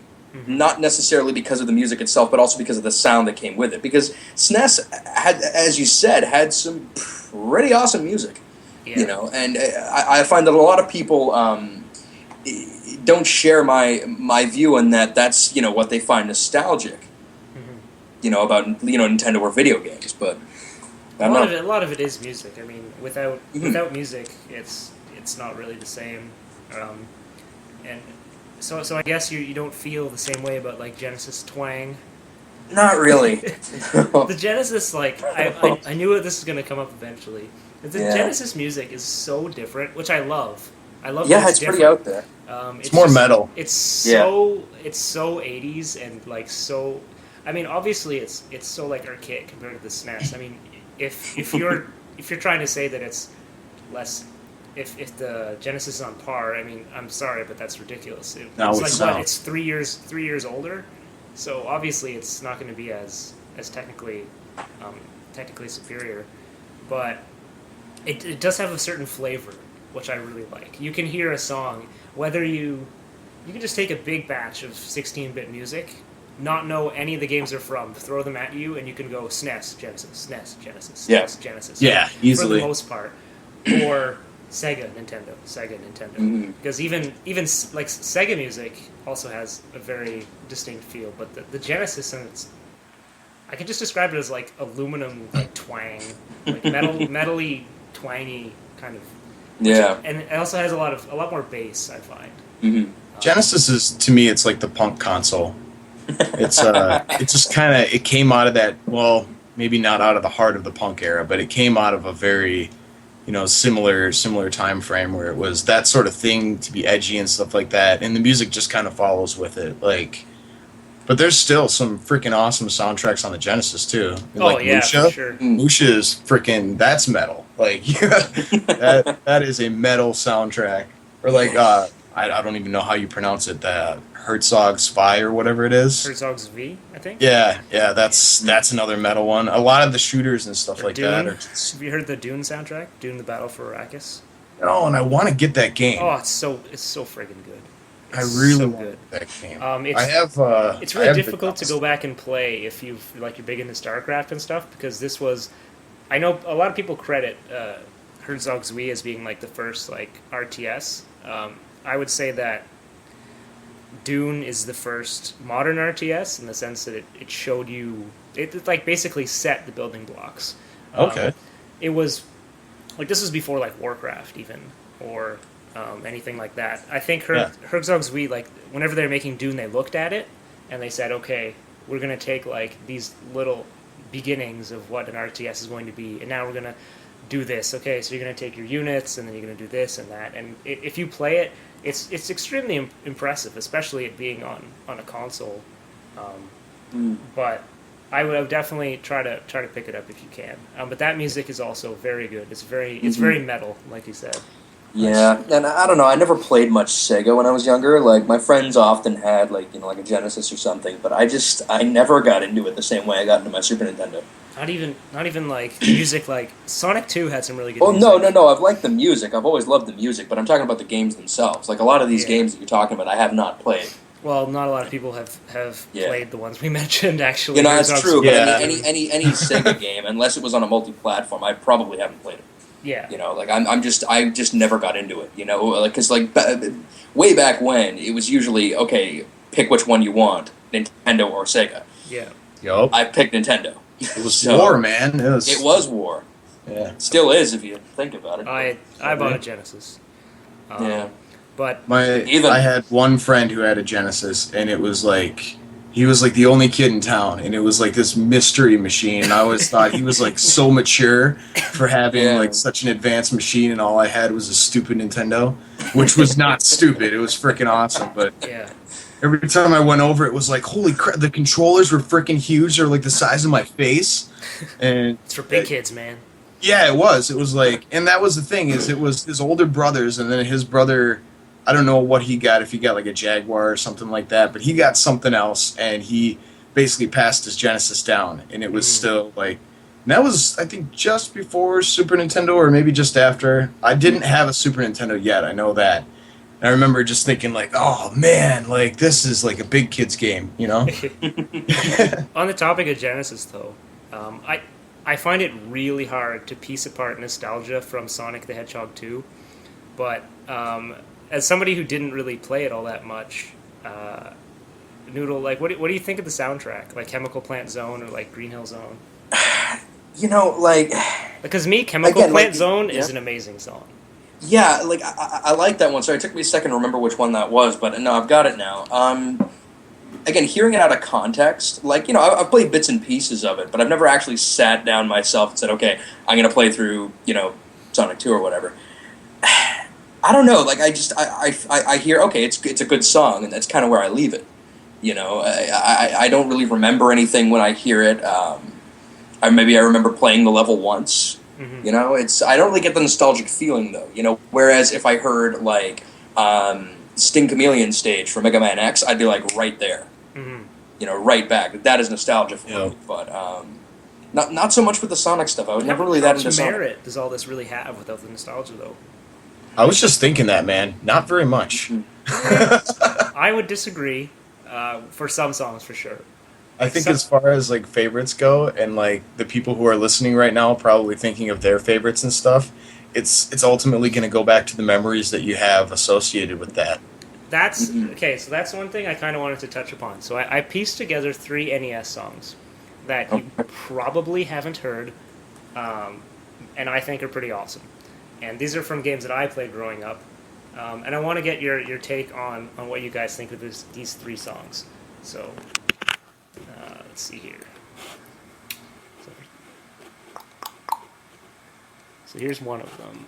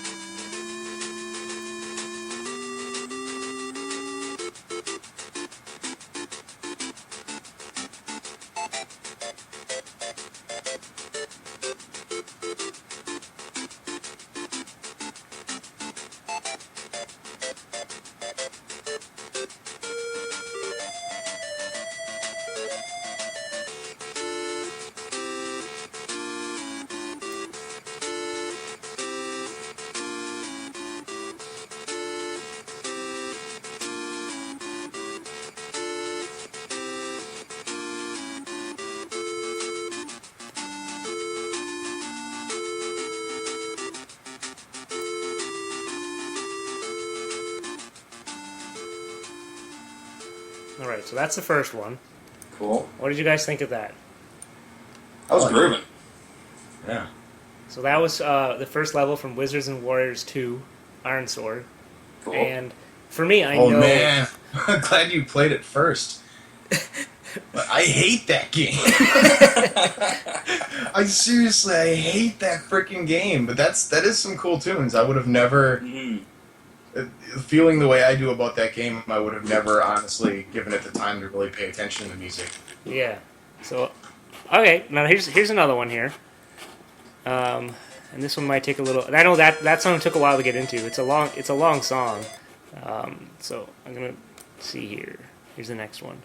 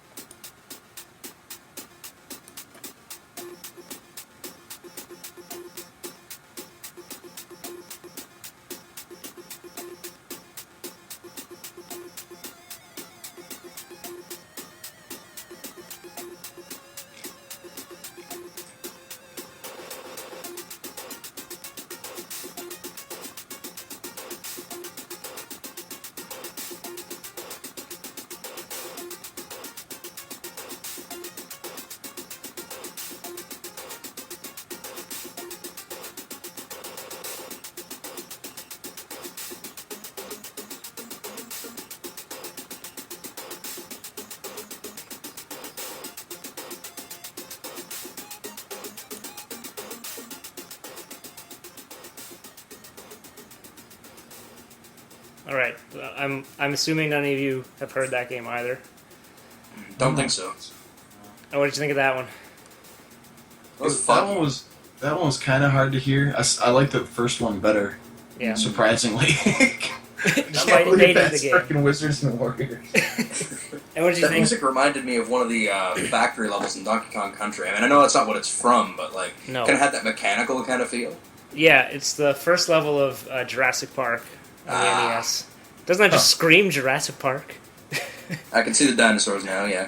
Yeah. So that's another one that I played as a kid. And this one is a song that I actually really love from NES that I've never actually played this game. So for me, this song I find is just awesome on its own merit. And I want to see if you guys share the same feeling here. Sweet.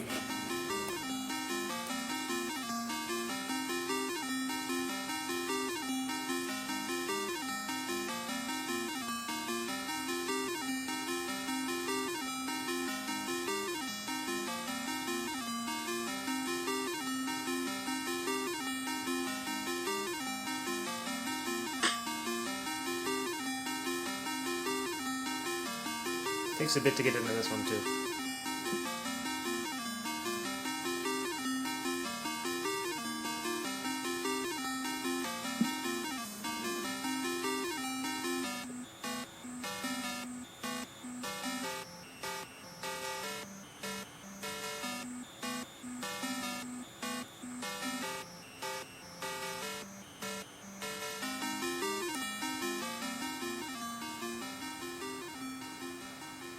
That song is awesome to blast.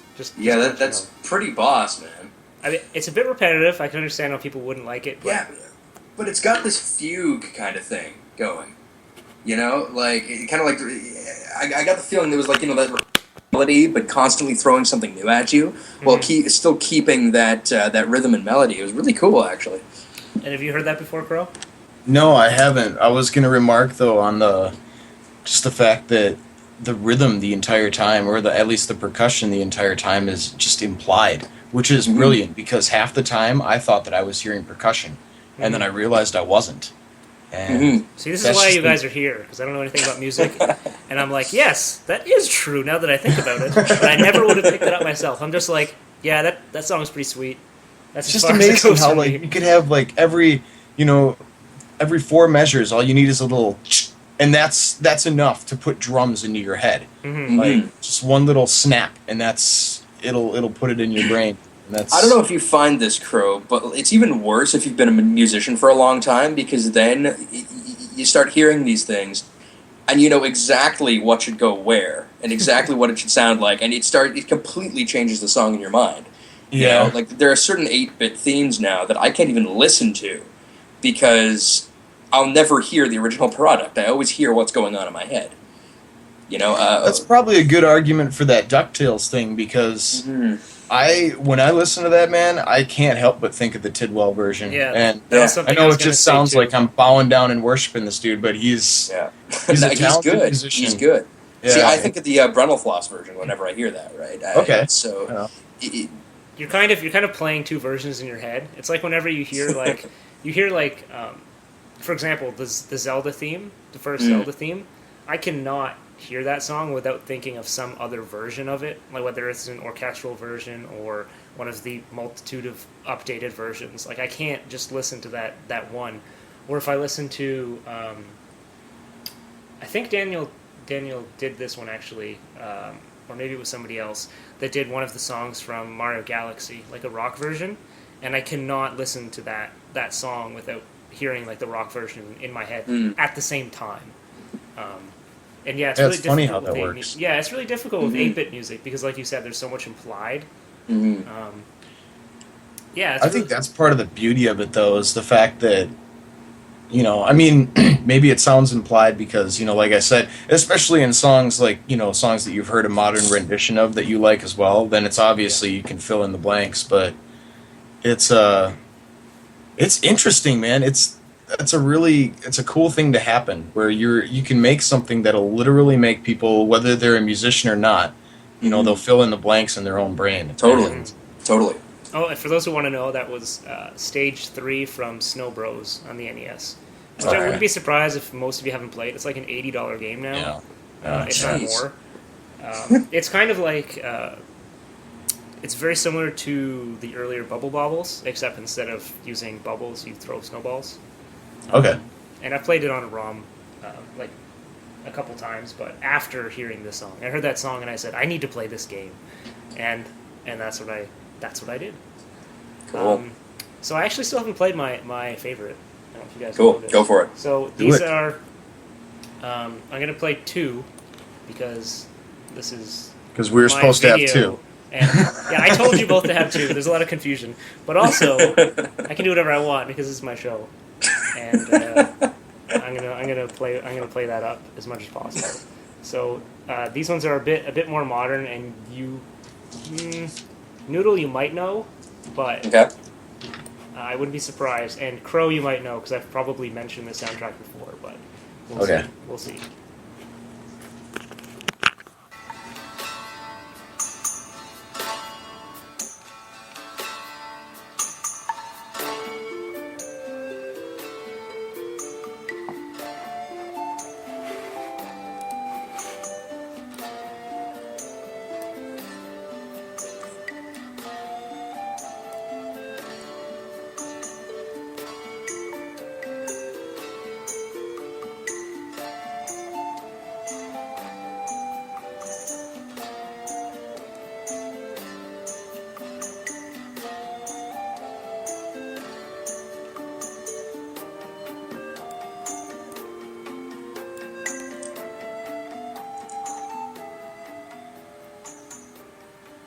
So any idea? That sounds so familiar. Okay, so I'm going to play another song from the soundtrack, and this will probably... It's from the same game, right? Same game. This will probably give it away, at least to you, Noodle.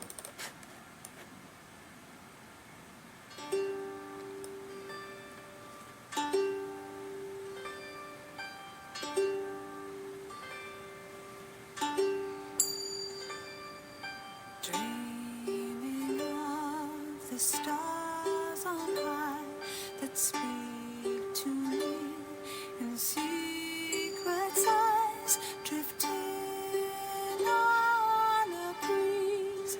Only I can feel and hear. Could it be the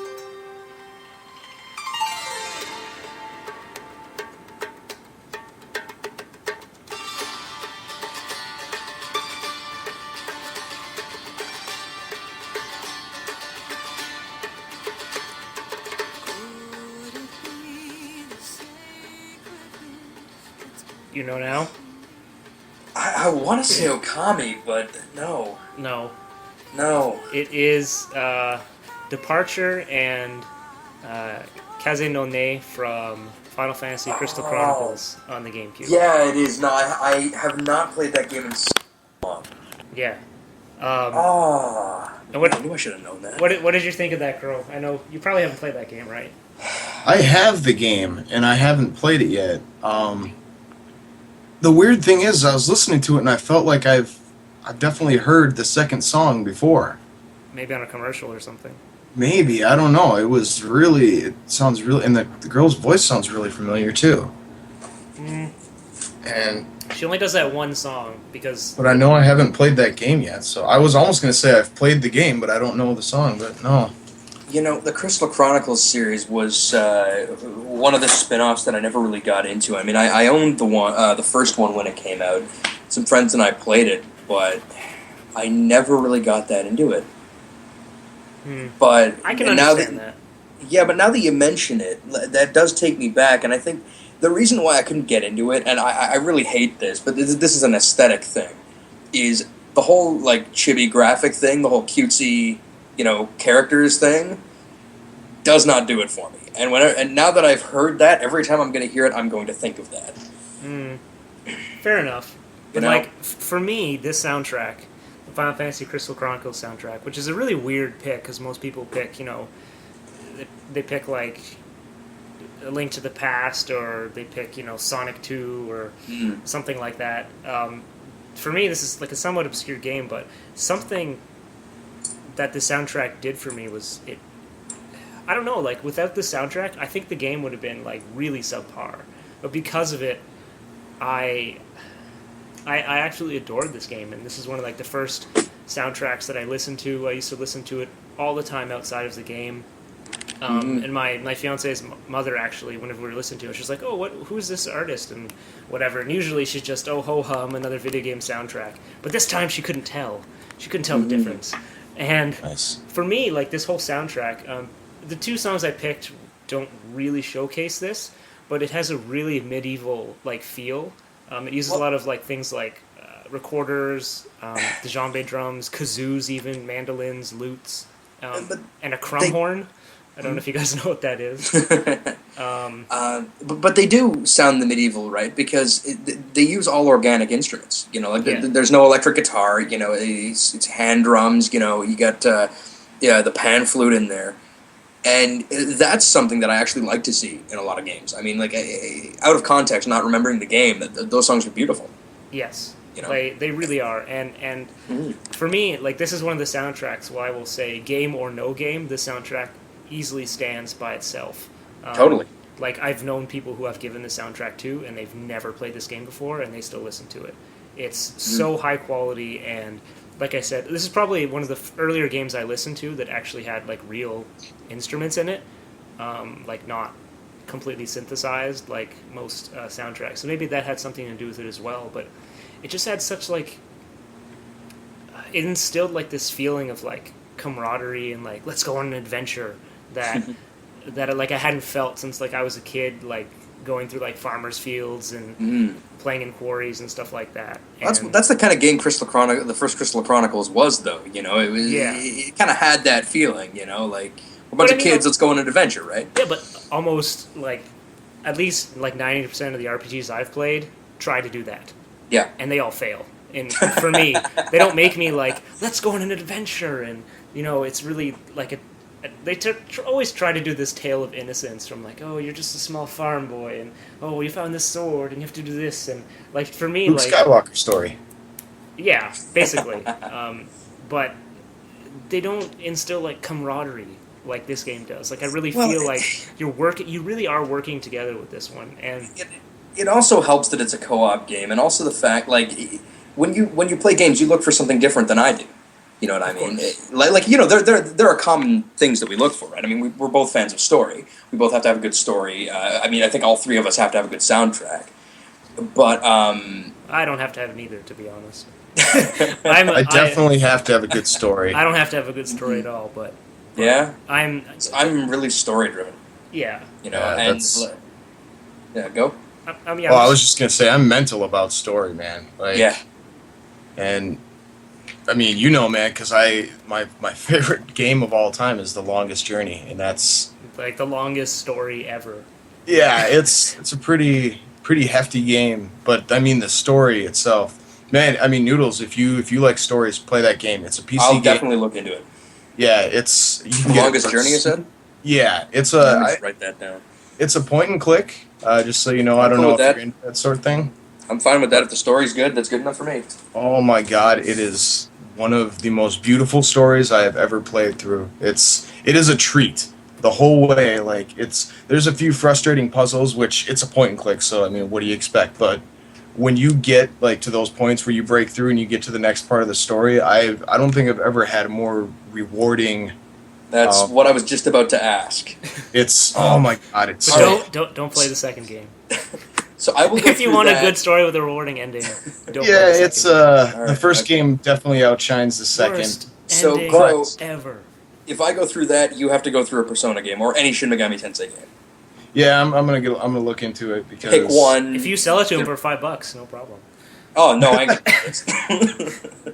I have my ways. I've got people, but You know people. I'm sure you'll know figure it people. out. But yeah, I'll definitely look into that. Thanks for the recommendation. just a real quick question: does the Shin Megami series do you have to play that in chronological order? No, you don't. Well, it depends. Okay. Like, if you get Digital Devil Saga, it's a two-parter. Okay. Persona, you can get Persona 3 or Persona 4, Persona 1, Persona 2. It doesn't really matter. Persona 2 was actually 2 games, but over here they only released 1 until recently on PSP. But just look at 3 or 4. Those are the most marketable ones. Okay. So Persona 3 or Persona 4, and you don't need to play 3 before 4.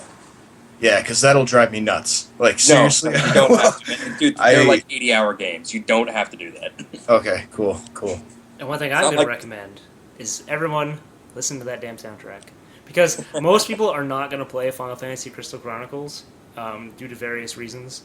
People like to hate on it because it's not traditional Final Fantasy. People like to hate on it because it's on the GameCube. People like to hate on it because if you want to play it with more than one person, you need some extra equipment. People just like to hate on it for like every reason. So you probably won't be able to play it. But please listen to the soundtrack, at least 3 or 4 songs, because that's another soundtrack that I do not dislike a single song on there. It's pretty solid. It's very solid. That goes for you too, Crow. You have to listen to it now.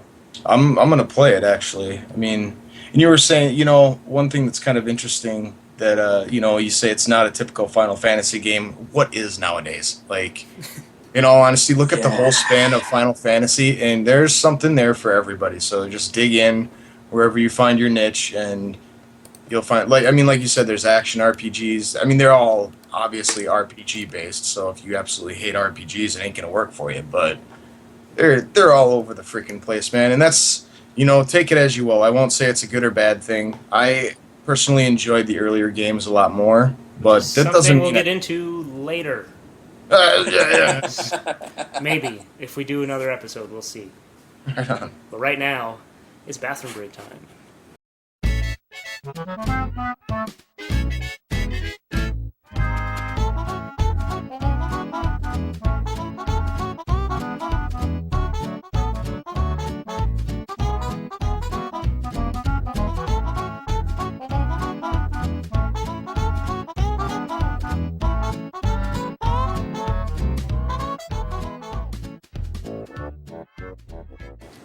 And we are live.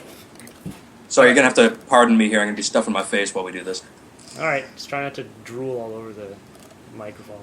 Now, give me more credit than that. Hey man, I haven't seen you in like a year and a half. I don't know what you're like now. You could be like 400 pounds of cake. You've never seen me, so that's, for all anybody knows, I could do all of my, I could be naked from the waist down in all my episodes and nobody would know.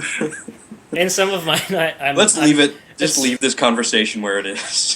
Fine, be that way. I was just about to reveal juicy information, but I guess no one wants to know.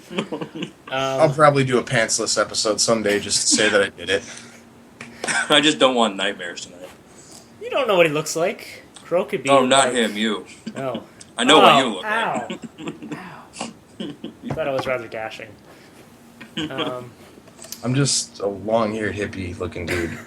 Pretty much.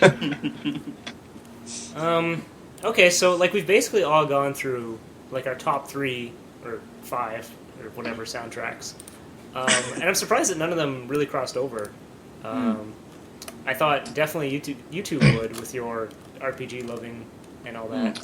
I thought of doing some RPG stuff, but I thought it would be too cliche. Oh, thanks. No, not yeah, just as I'm saying that, I'm Like thinking this no. jerk over here. I did want to mention a couple other soundtracks though, and you have a couple honorable mentions as well there. We already played the Noodles honorable mentions, I think. So Yeah. here's one that I'm sure we can all agree that if not this game, then this man, that song's still playing. That series of games it has a very impressive and go-getting soundtrack.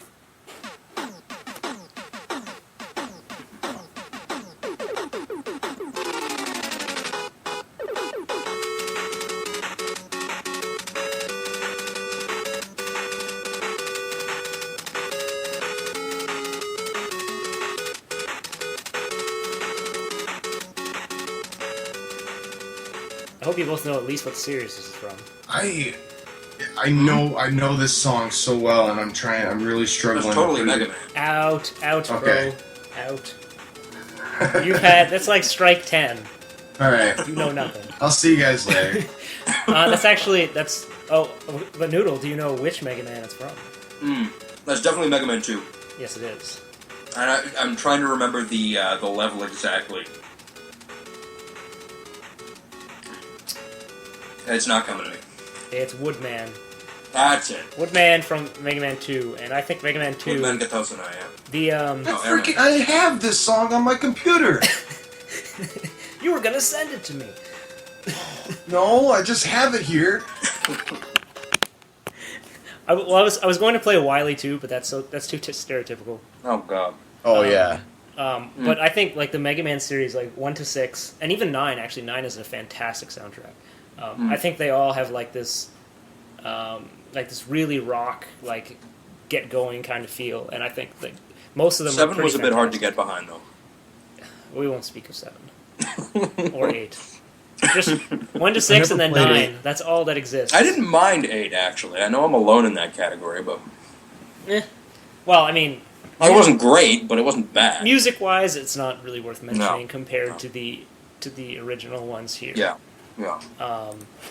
And I don't know. I feel like universally, like Mega Man music is regarded as fairly decent on the NES, and they're all pretty high quality. Yeah. Whether you like, I don't like all of the songs, obviously from all 6 games or all 9 or 10 games, but I don't know. They're just rocking.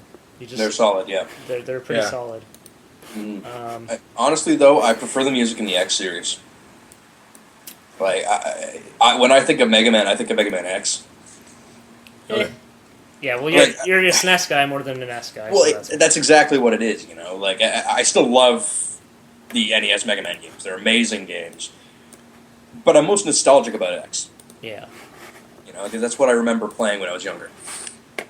So where is that sound list? I'm gonna play Crow's number 4, which I'm guessing is an honorable mention. Yeah. Sure, why not? I know this one. Unfortunately.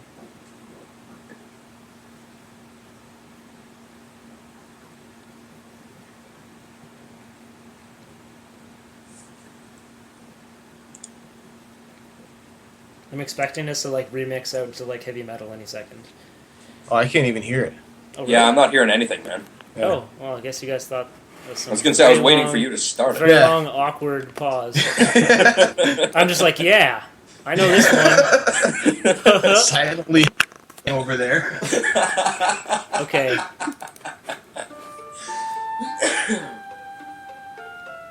I'll just try to repeat everything I said. Haha, I know this one. Yeah. Better.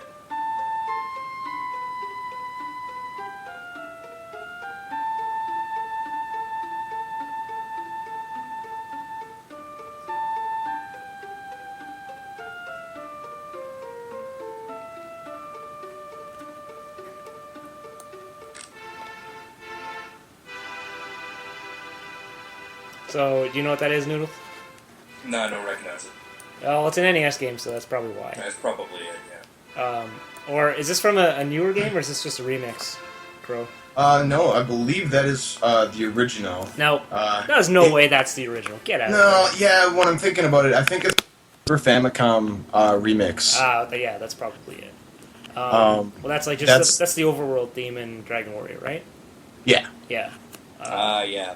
That sounds weird because whenever I first heard it, I I didn't think much of it, and then I played the game, and then now I like that song. So I guess I don't think it's a very good song, but I have like nostalgia for it now. Even though I like just first played that game like last summer. Okay. Um, I've never played through a Dragon Warrior game. Yeah, I just wow. played it for the first time last summer. I didn't beat it. I got to like the castle or whatever, and then I was like reading online. And it's like now grind for like 20 hours. I'm like, I'm done. I played the gist of it. I know enough. Yep. Yeah, that theme for me, it's not even so much that theme, but it's what happens when you encounter a random battle. You're just, you're chilling there. It's just do do do do do. Wow. It just makes you crap yourself, man. Like You feel like the game is like going to break.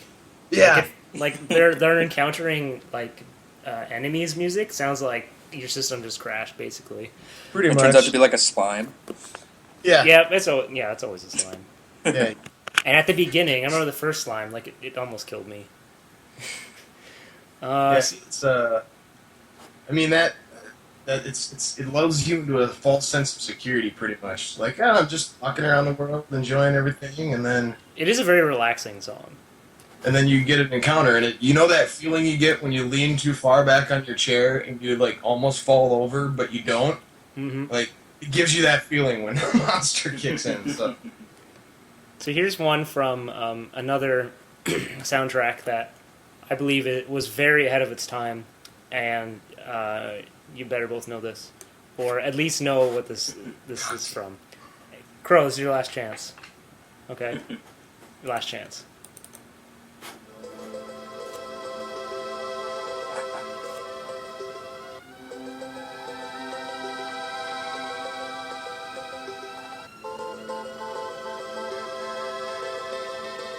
This takes me back. Whoa.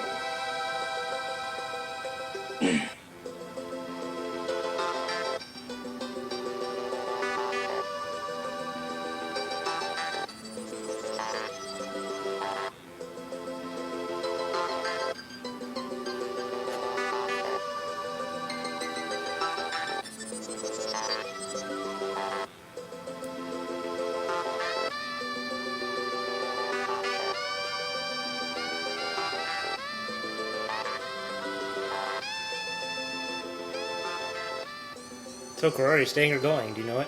Well, I'll see you guys later. It's been nice being on, and I appreciate you having me. I got two guesses. Can I have two guesses? All right, you can have three. How's that? Okay. First thing that I want to say is A Link to the Past. Oh, son of... Okay. Earthbound? No. Oh my god. They're trying. Okay, it's a Nintendo game, and it's not those. Is it Super Nintendo? Yes. Yes, very. It's hard to believe, which is what I love about this soundtrack. Oh, it's so good. It's like you listen to it and you're like, this is Super Nintendo. Like, Yeah, when I first heard they're it, doing my mind hit. they're doing so much with this hardware. It's insane. So it's Nintendo. There's 3 of them on the SNES. Can I just say it, please? Is this Donkey Kong Country? Yes, it is. Donkey Kong Country 2, Sticker Brush Symphony. Yeah. Yes. Oh, so much fun. That's what gave it away, is the quality. When you were talking about, you were surprised that... Because didn't they use some sort of a chip in there to pump up the sound a little bit? Or something like that? Did they? Yeah, it was one of the first games where they started using mine, I think. It wasn't the Super FX chip, but it was it was along the same reign of basically putting chips inside of the carts. It was probably some special Sony chip or something. Yeah. This is actually my favorite Donkey Kong game. Donkey By a Kong long 2, shot. yeah. So solid. But yeah, this soundtrack is like, for me, it's so impressive. And Yeah. all the soundtracks aren't as solid, I think, but all of them are so impressive. Mm-hmm. That they're doing like so much with that hardware. But I guess it's less impressive now that you're telling me there's some sort of special chip. But nonetheless, Oh, no, it's still It's impressive. still- yeah. It's still beautiful music. yeah, for sure. Whereas, I mean, at the time, and I'm not dogging on Sega because they were still an awesome company, but at the time they're basically making crap like the 32X and the Sega CD to prolong the life of their console. These Nintendo was just like, no, we're not going to do that. Just put it in the game like it should be. It should be in the game. Yeah. Well, Like- Sega did do that for a couple games, like Virtual Racing. Yeah, They had but they chicken have there. those big freaking carts that they're just ridiculous. It's like bigger than an EA cart, which is saying something. Yeah, they were pretty big. Or actually, no, I don't know if it's bigger than a car. Virtual Racing, is it bigger than an EA game? I've got one here. Hang on a second. It feels a lot heavier. The only one I played was Virtua Racing. I think it was Virtua Racing. I think that game looks pretty impressive. Oh, you killed the tunes. I gotta keep going, man. I know. I We can love be that here and song. listen to like 3 songs like all night if we wanted to. A virtual racing cart is markedly bigger than an EA cart. Is it? Okay. About a half an inch taller, and I'd say about a half an inch wider as well. Fair enough. What's another soundtrack? Oh, we still have. I'll play one more of your honorable mentions there. Let me see which one. You gonna choose one? Maybe. I mean, they're all pretty standard. Like, I would say either number 5 or number 6. 6 it is. Okay. Everybody's.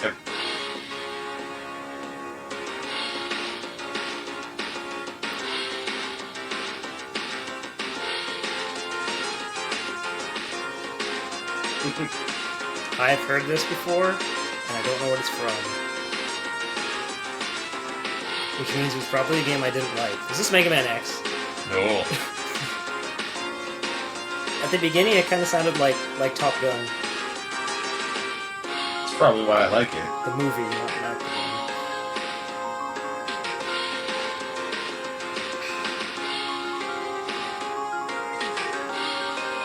It's an RPG?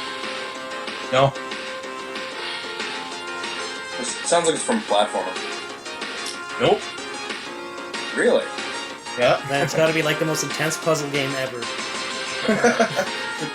What is it? That is Ken's theme from Street Fighter 2. Ah, Oh man, I'm embarrassed myself. I've played Street Fighter 2 a couple times. I'm more of an Alpha 2 kind of guy myself. Oh yeah, I play the hell out of Street Fighter 2. I don't really get down too much on the new Street Fighters. I'll do 3 sometime, like Third Strike Online. But yeah, 2 and Street Fighter 2 Turbo, that's where it's at for me. Mm-hmm. Or, I mean, all those subsequent editions, the Hyper Fighting Championship Edition, or whatever the heck it was, like... It's the Hyper Radical Rainbow remix. Yeah. Yeah. So is that a song that like you feel like that soundtrack is pretty solid, or you just think that song is awesome? Yeah, the whole thing is pretty solid in all honesty. I mean, there's the nice thing is, I mean, when we're talking about character development, here is a franchise that literally gave every character his own theme song, his or her own theme song. So I mean, when you go to Dalsim's stage, it's got the Dalsim theme. When you go to Guile's stage, there's a Guile theme. And yes, Guile theme does go with everything. It mixes with any piece of music and works. But yeah, it's really. I think it's cool. You put the Sonic R soundtrack up to that. We'll see. I bet somebody could do it, man. It goes with freaking everything. But that's kind of a rule of pentatonic. When getting into music theory and stuff like that, pentatonic works with almost everything. Maybe not. You're gonna have to explain it to us. And Capcom lesser abused music it, too. people. Yeah, pentatonic is basically it's a 5-note scale. Simply put, it's a 5-note minor scale that it lends itself to work with major and minor keys. So it can sound happy or sad depending on how you play it and what you play it with, basically. So what other song other than Guile's theme has that? In all honesty, I think the Ken theme might have it. What I'm thinking of, I believe it's in E natural minor. At least the version that I normally play on my guitar is in E natural minor. But you could take natural minor and you can, basically natural minor means that there's 7 distinct notes inside there. You could take 2 notes away and make it into a pentatonic scale. And we won't get too heavy into music theory or anything like that, just because some people are probably yawning. But I believe most of the stuff. We do this for us, dude. If I put up videos on YouTube for like other people, I'd be a total failure. Like, how many people listen to these things? Like 6, and 3 of them are gonna be us. So leaves like 3 other people. Right on. But whatever. Like I do it for us. Like I do it because it's interesting, and some 3 people will listen to it and they'll like it. So whatever. That's all. Well, Cool. yeah. As far as like when you think of stuff like that, I consider Street Fighter 2 music to be more of like the power rock variety, power metal. Mm-hmm. And when you get into that, you use a lot of it won't just strictly be pentatonic, but you use scales and stuff like that could very easily be changed into a pentatonic, or they at least contain a pentatonic scale within the full scale. So Guile's theme would be one of those. Ken's theme would probably be one of those. I'm trying to think here.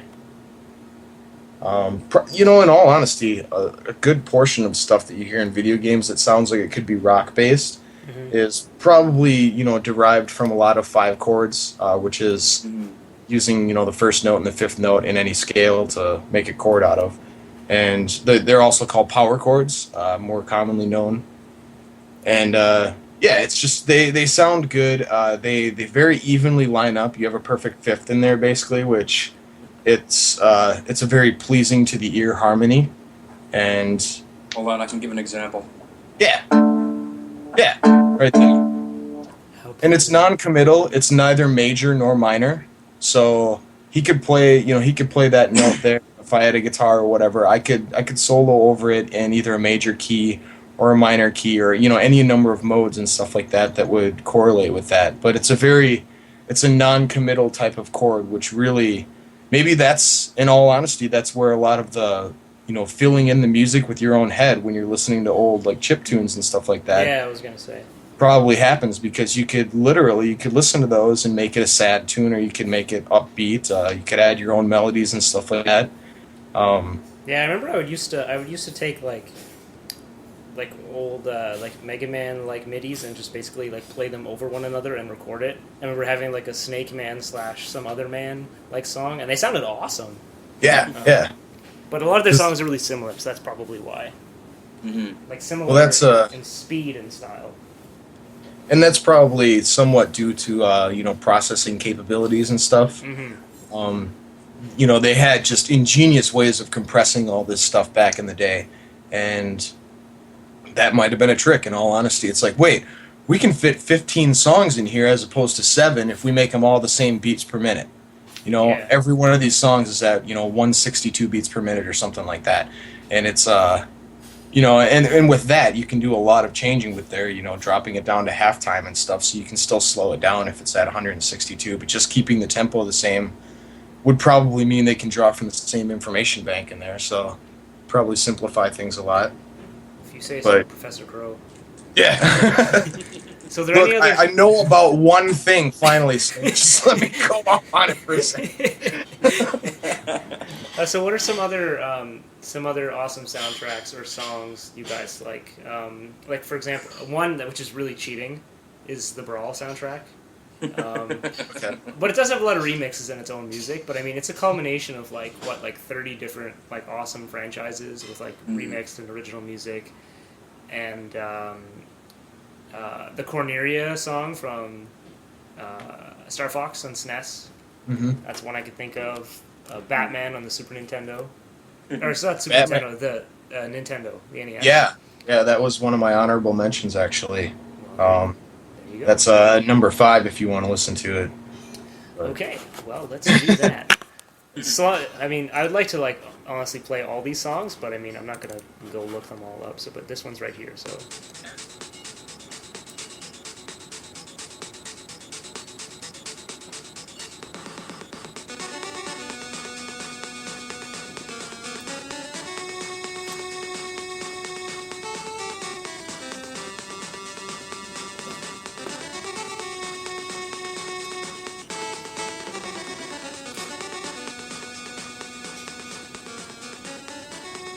Yeah, that one's pretty sweet.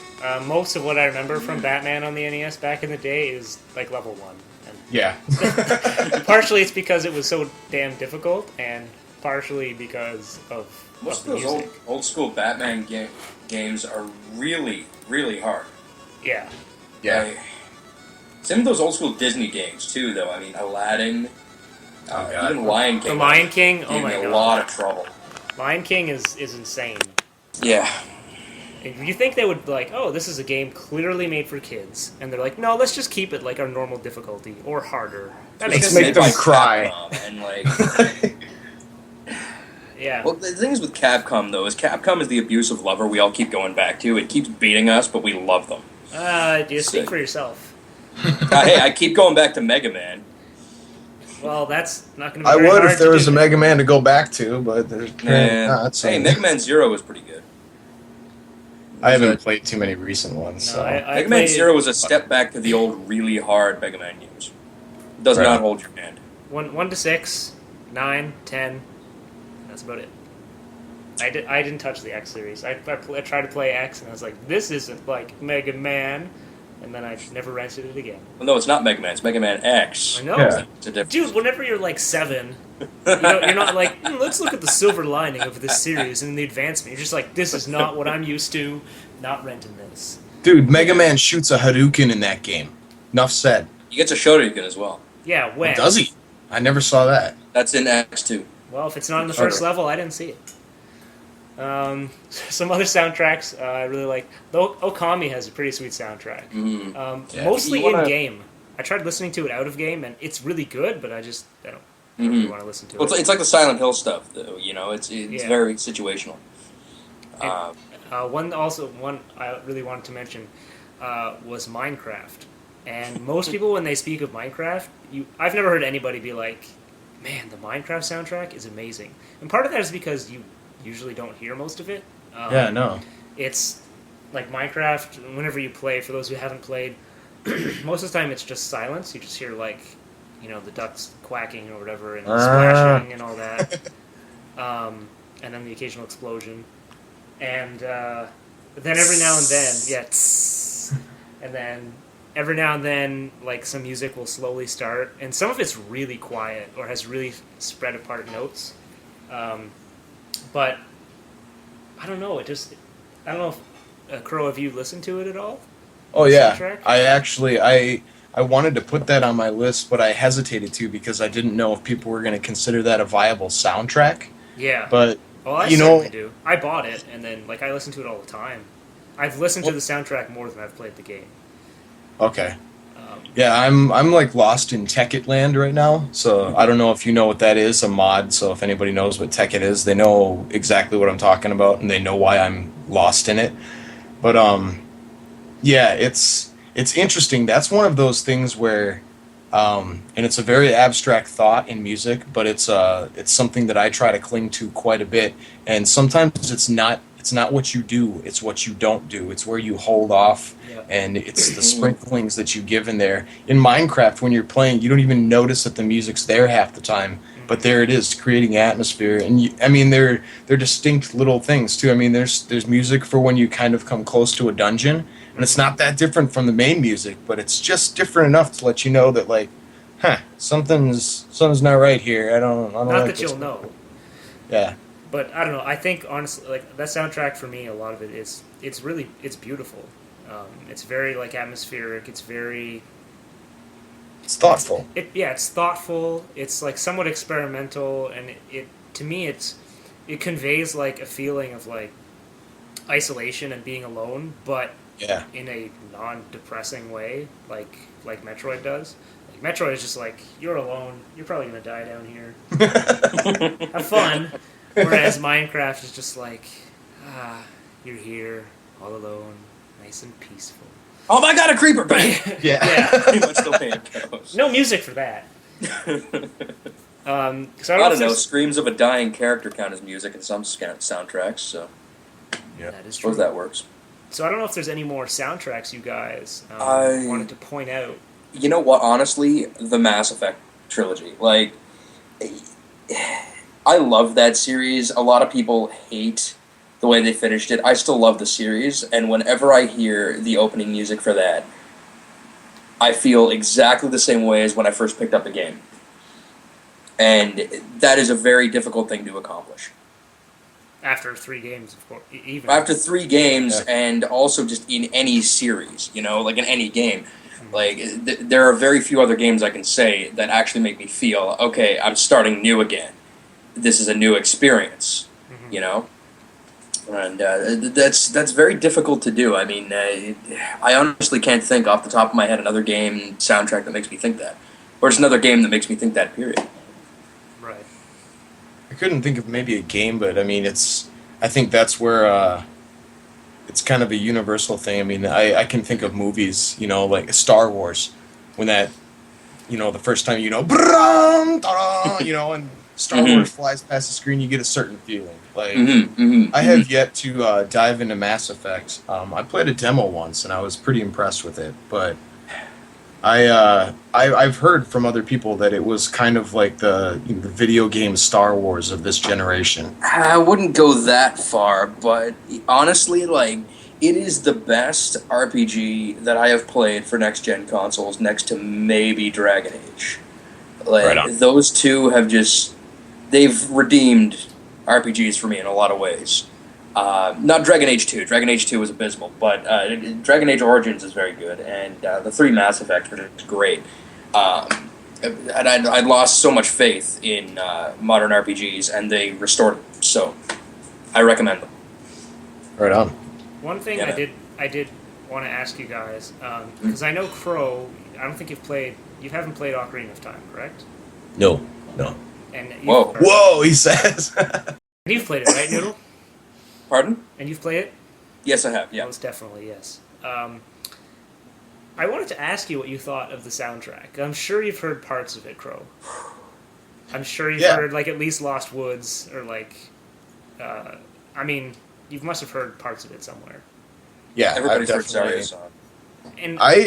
And the only game I've really never experienced any of whatsoever is Wind Waker and the new Skyward Sword, I guess. But yeah, I mean, Ocarina of Time that at the time that was really impressive. I mean, I remember a friend of mine had that, you know, back in the day. I had Super Mario 64, and that was it. You know, I mean, I was just happy I got the freaking system, but.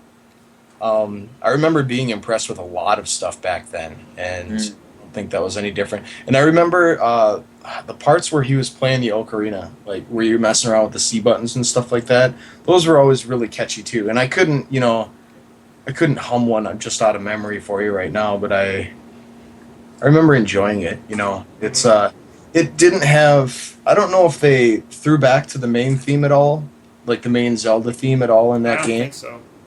Okay. I think most of Ocarina of Time was original, but then since then it's been a lot of their songs have been like ported over to pretty much every Zelda game after Ocarina of Time uses some form of Ocarina of Time music. Okay. And I don't know, like to me, like again, it's very difficult for me to piece apart the nostalgia from that. I think it's a really good soundtrack, but I remember listening to, I think it was Retrocity on IGN or whatever. It's like an old podcast this guy used to do, where they're talking about Ocarina of Time being overrated. And that's fine if you want to talk about it being overrated and saying it sucks or whatever. You don't like it because of this. That's cool. Everyone has an opinion. But then this one moron said that the Ocarina of Time was Koji Kondo's low point in his career. And if you think that, I mean, either, like, I don't know, you're just an idiot. I'm sorry. I can respect your opinion in some ways. Like, you might not like it, but the low point in his career is just ridiculous. I just... Noodle, you have to, like, back me up on this one. I'm honestly, like... That is an amazing soundtrack. I mean, yeah, I've heard better soundtracks, but it's still an amazing soundtrack. For sure, I'm not saying it's the holy grail. Oh, yeah, no, I'm aware. And, again, it goes back to what I said, like an hour and a half ago. Was good is subjective. That does not give you the right to be a jerk. That does not, give somebody like that the right to go on and say, oh, it was the low point of his career. Well, how do you know that?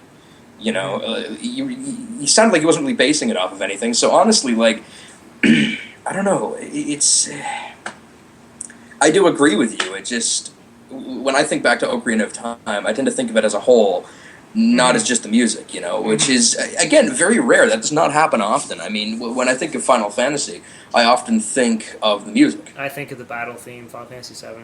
That's what I Yeah. think of. I don't think of the product as a whole. But yeah, like Yeah. Ocarina of Time. But Definitely I get what you're talking about. Yeah, and I mean, the thing is with Ocarina of Time, I've often likened it in terms of popularity and nostalgia to Final Fantasy VII. Just because they're both, like, when they came out, like, Ocarina of Time was the first 3D Zelda game. Final Fantasy VII was the first 3D Final Fantasy game. And one of It was the the first one to hit the market. RPGs a lot of people played. Or Yes, really got exactly. into. Oh yeah. Exactly, and Ocarina of Time opened up the Zelda franchise to a lot of people as well. I mean, everybody knew about Zelda before that, but it made the market that much more aware, right? And like again, you can talk about Ocarina of Time a bit more than I can, but from the Final Fantasy standpoint, using Final Fantasy VII as our example, I like the game. I still play through the game. It's a great game. I actually think Uematsu did an amazing job on the soundtrack. I don't think it was his high point. I think his high point was 6, but that's just me. But saying, just using a catch-all, a paintbrush term like that, it's okay to have your opinions. Just keep your boat in your own damn waters. Like, Well, it's the same. Go ahead, Growth. It's the same with any kind of music. I mean, you get, any particular band, and there's always going to be somebody who prefers their first album to their latest album, and somebody vice versa. And it doesn't mean that one of you enjoys the band anymore, or either one of you has any more right to appreciate the band. It's just, it's your taste. Like, you have to kind of revel in, the different people's tastes and stuff like that, and... I just have a feeling this guy was just trying to be different to be different. I mean, you get that all probably the time. just grabbing for attention. With what you said about Final Fantasy VII and Ocarina of Time, like, being likened to each other. Like, a lot of people are... Ocarina of Time is like the pinnacle of gaming, or it's terrible, I don't know why people like it. And you get the same with Final Fantasy VII. Or You get the exact same thing. pretty much the exact same thing. And you have people who haven't even played it just saying they hate it just to hate it. Yeah. Well, and then to say, like, it's like, well, this is obviously the lowest point in his career. It's like, do you make music for video games? Yeah. Like, because I don't know, if that was my job, I'd be pretty freaking thrilled with my career, and I wouldn't look at any part of it as a low point. Yeah. Like, the music that I've created, I've always had a great time with, and I've never made a ton of money off of it or anything like that. But I don't look at, I don't look at that as success. I look at it as, I'm making music, I'm crafting, I'm creating and stuff like that, and that in itself is, it's a high point. So it just makes me think he didn't know what the hell he was talking about. In all honesty, I just wanted to get some opinions from people other than me on this, especially you, because I know you haven't played the game that much, and you don't hold it as in high regard as most people or as I do. Mm-hmm. And that's maybe just because I haven't played it. Like, there's a lot of, like, status quo games that I'm almost not fearful to play, but I'm hesitant to play for fear that I won't like them as much as people, say that I should. And I mean, I'm not afraid of what people think, but it's sometimes things get built up so much, and then it ends up not being so great, or vice versa. I just get some apprehension because there's a lot. That's hard to avoid, though, because so many people are saying, "Oh, this is so amazing, so amazing." I mean, I'm like that with movies all the time. Yeah. So many people come to me and they say, "Oh, this movie's amazing. You're gonna love it. You're gonna love it. You're gonna love it." And I see it and I hate Spider-Man it. 1. Yeah. I have a laundry list of stuff that I've seen and hated, and again, as I was just saying there, sorry if I interrupted you, but I don't read reviews for that reason. I might read a review after I've beaten the game. Mm-hmm.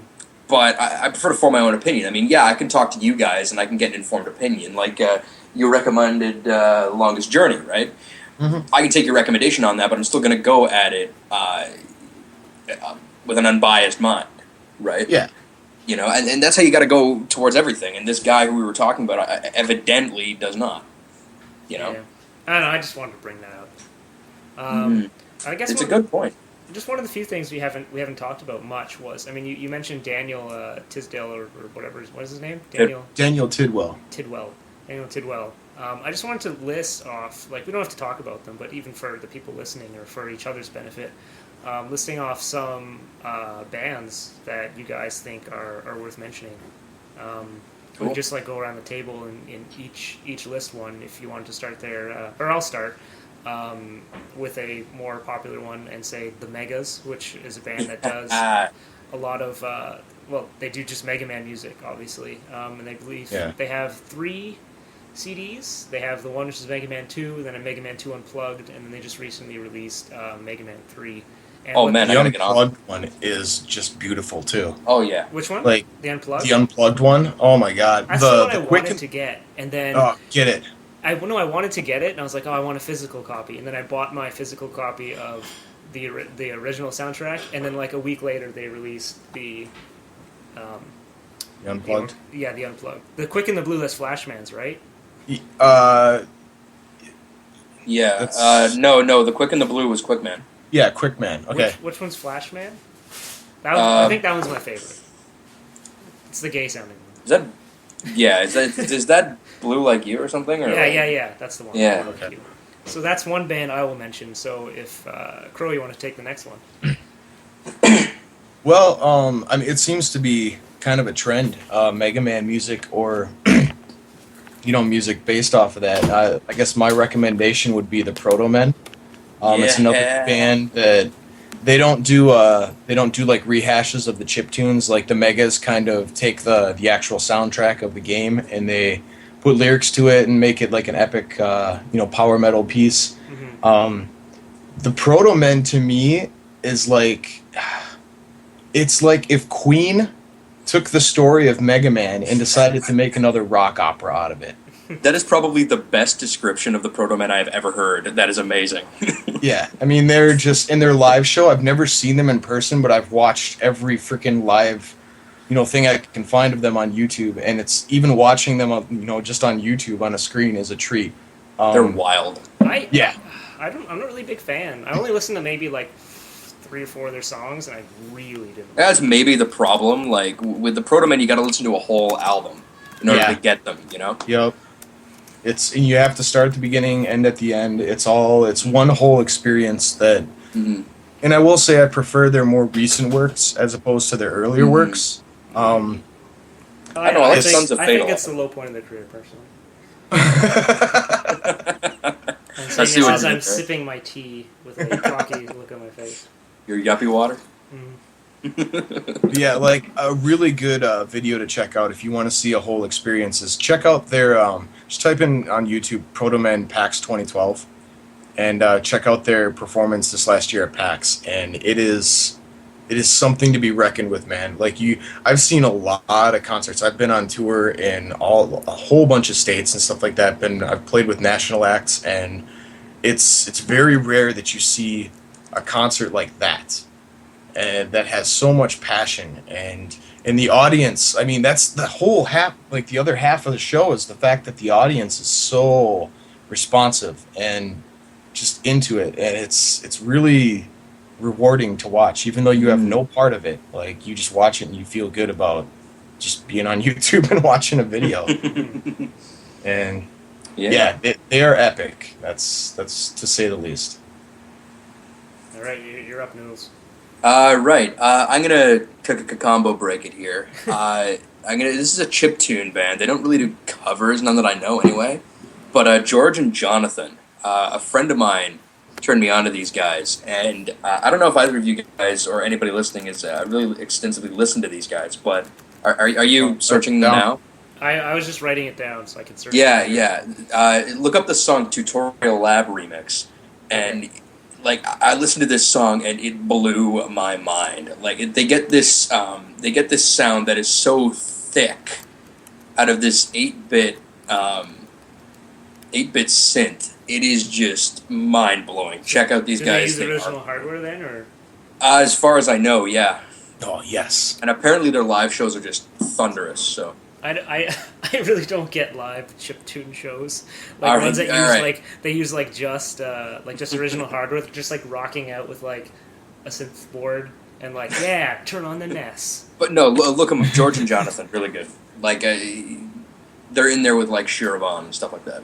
Okay, I will go with. I'll start up another combo, and I'll go with another lesser-known chiptune band, Crystal Castles.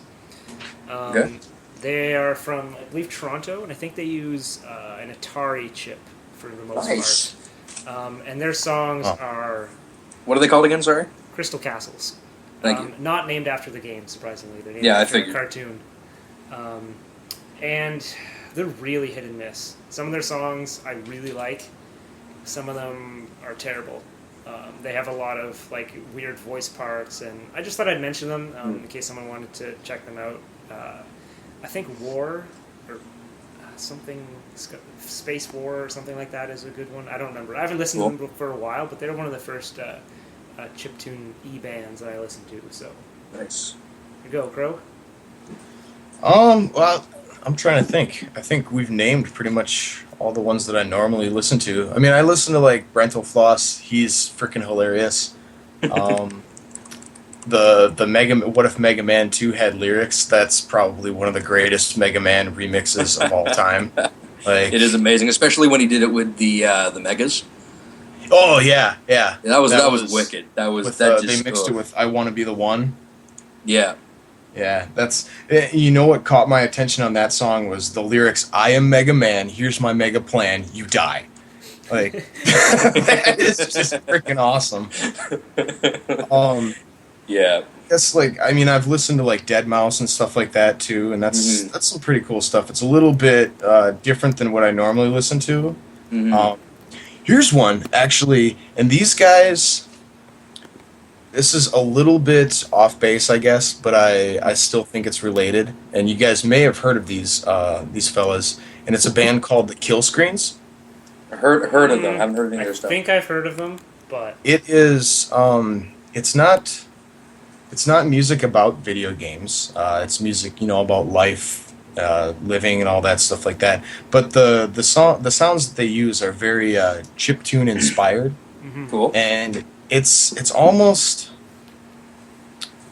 I don't know how to quite describe it. It's kind of like if like Radiohead met Modest Mouse, but they used like instead of having a bass guitar, they used an NES to make their bass, but then they had a bunch of other real instruments. It's a combination of all sorts of things, but Right. it is really top-notch music. I mean, the name alone, the Kill Screens, is inspired by the Donkey Kong kill screen. Mhm. So they're video minded. The guy who I don't know if you'd call him the leader of it, but his name is John, and he's got a channel on YouTube called Black Dog 7, and he does a podcast called The Video Game Outsiders, and right.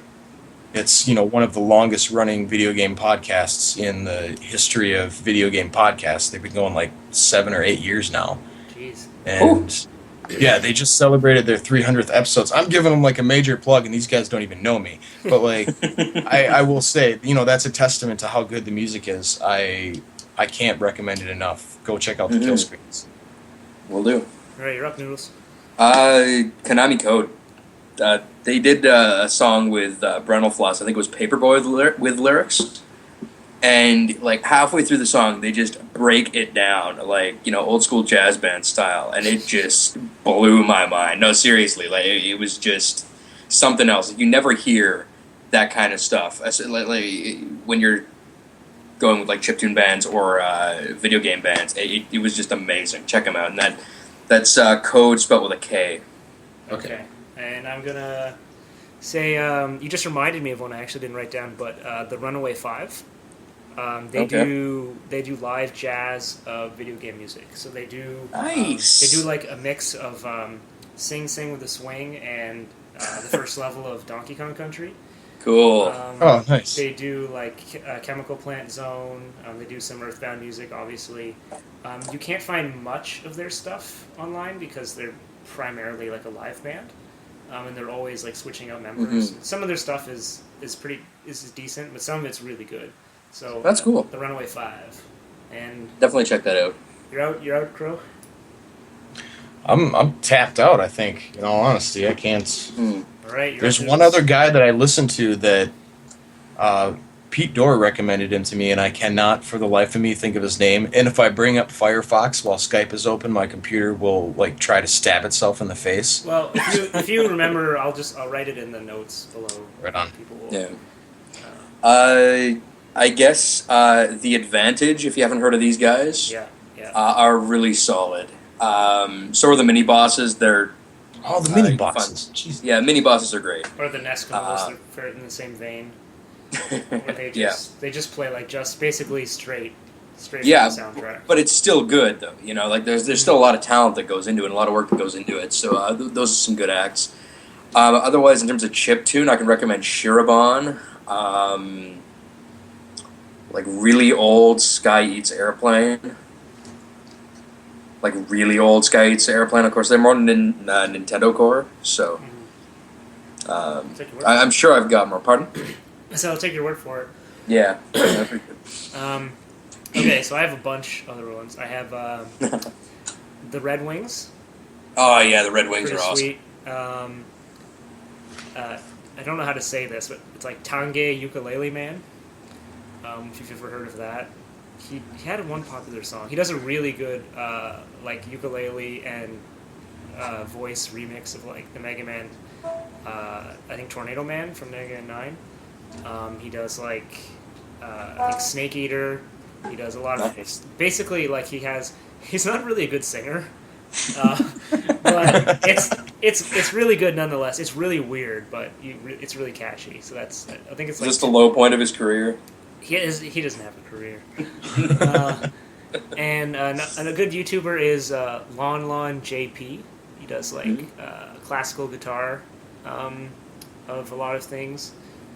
He does a really good version of Time Scar, I think, from or whatever it's called from Chrono Cross. Chrono Cross. Time Scar, yeah. Yeah. It's a beautiful piece of music. I almost put that into this, by the way. Yeah, I thought you were going to actually. It's such a good piece of music. Battle Cake is another good one on YouTube. I think one of their better ones is StarCraft Terran theme live. Nice. Nerd Army the band is another rock one. Ah, that's it. Anamanaguchi. Everybody knows Chiptune Anamanaguchi. one. Yeah. I don't really like their newer stuff. Their first record, which is free. You can get it online actually. Like they just put it up for free. That had like Helix Nebula and stuff on it, right? I don't. Is that the first one? I'm not sure, either. but the guy who did it when he was like 16 or 17 or Yeah, something. yeah. And it's actually really good. The second one, which I have on vinyl, actually isn't bad. It's not as good. It's good though. And so check that one out. Also, the Tokyo Philharmonic Orchestra does a lot of really good stuff like Chrono Trigger and Zelda, all Nice. that kind of stuff. Nice. I think that's it. I just thought of one that it's not necessarily video game related once again, but your listeners may be interested, at least for the laughs. Go check out a band called Band of Orcs. And Okay. I gotta write that down on point of principle. I struggle to put it into words. It's imagine if just a bunch of people from Asgard or World of Warcraft or whatever have you dressed up. Well, it's a band of orcs. Okay, it's guys dressed up as orcs playing like brutal death metal, and it's like Guar doesn't have anything on these guys. Like It's a tough mountain to climb. Oh my god, it's just brilliant though. You watch it and it's just like I say, I struggle to put it into words. You just have to watch it. Go check out Band of Orcs. Click on any video. It doesn't matter. The amount of satisfaction is going to be just the same. And if you're married, do it when your wife's in the room, because I'll tell you the look I got from my wife when I turned that crap on. It was fantastic. One song that I wanted to mention was Goof by, I think it's Binar Pilot or something like that. It's one of like the first songs I listened to that had like, it sounds like chiptune at some parts, but it's put your headphones on there and blast that one and just sit there and just like don't move for like the 3 or 4 minutes that it occurs. And during one point of the song, I swear I can like feel it like in my brain. It's really weird. And I'm Nice. sure you guys will be listening to this and be like, "This guy's such a moron. This song sucks." But You want that kind of feeling though? George and Jonathan Tutorial Lab remix. It will pound your brain so hard. I will. As soon as we're done here, that's what I'm Yeah. going to do. Good man. And everything Crow mentioned, I'm not going to look into because he doesn't know anything. I don't know what I'm talking about, man. I don't even know why you invited me.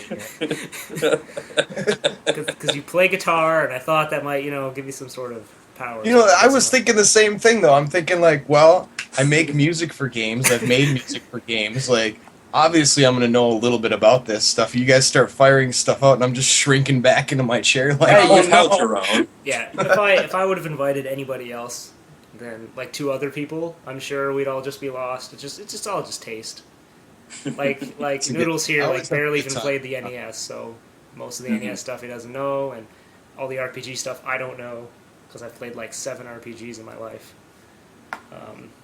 But I mean, And my RPG experience is pretty scattered. I really enjoy RPGs. I just haven't, like I said, grew up in the middle of nowhere, didn't really have access to a whole lot of stuff. Even though I would read about it in magazines, it just didn't show up in our town. And so now, years later, I'm starting to track some of these things down. all right. Yeah. So I don't know about you guys, but I'm pretty much tapped on talking about video game music. Yeah, pretty much. I'm good. It's been a good chat, guys. Yeah. Yeah, I like Crows, those. nice meeting you, my friend. Mhm. Yeah, you too, man. So this has been Silver Mongoose Videos. Remember, classic gaming never gets old.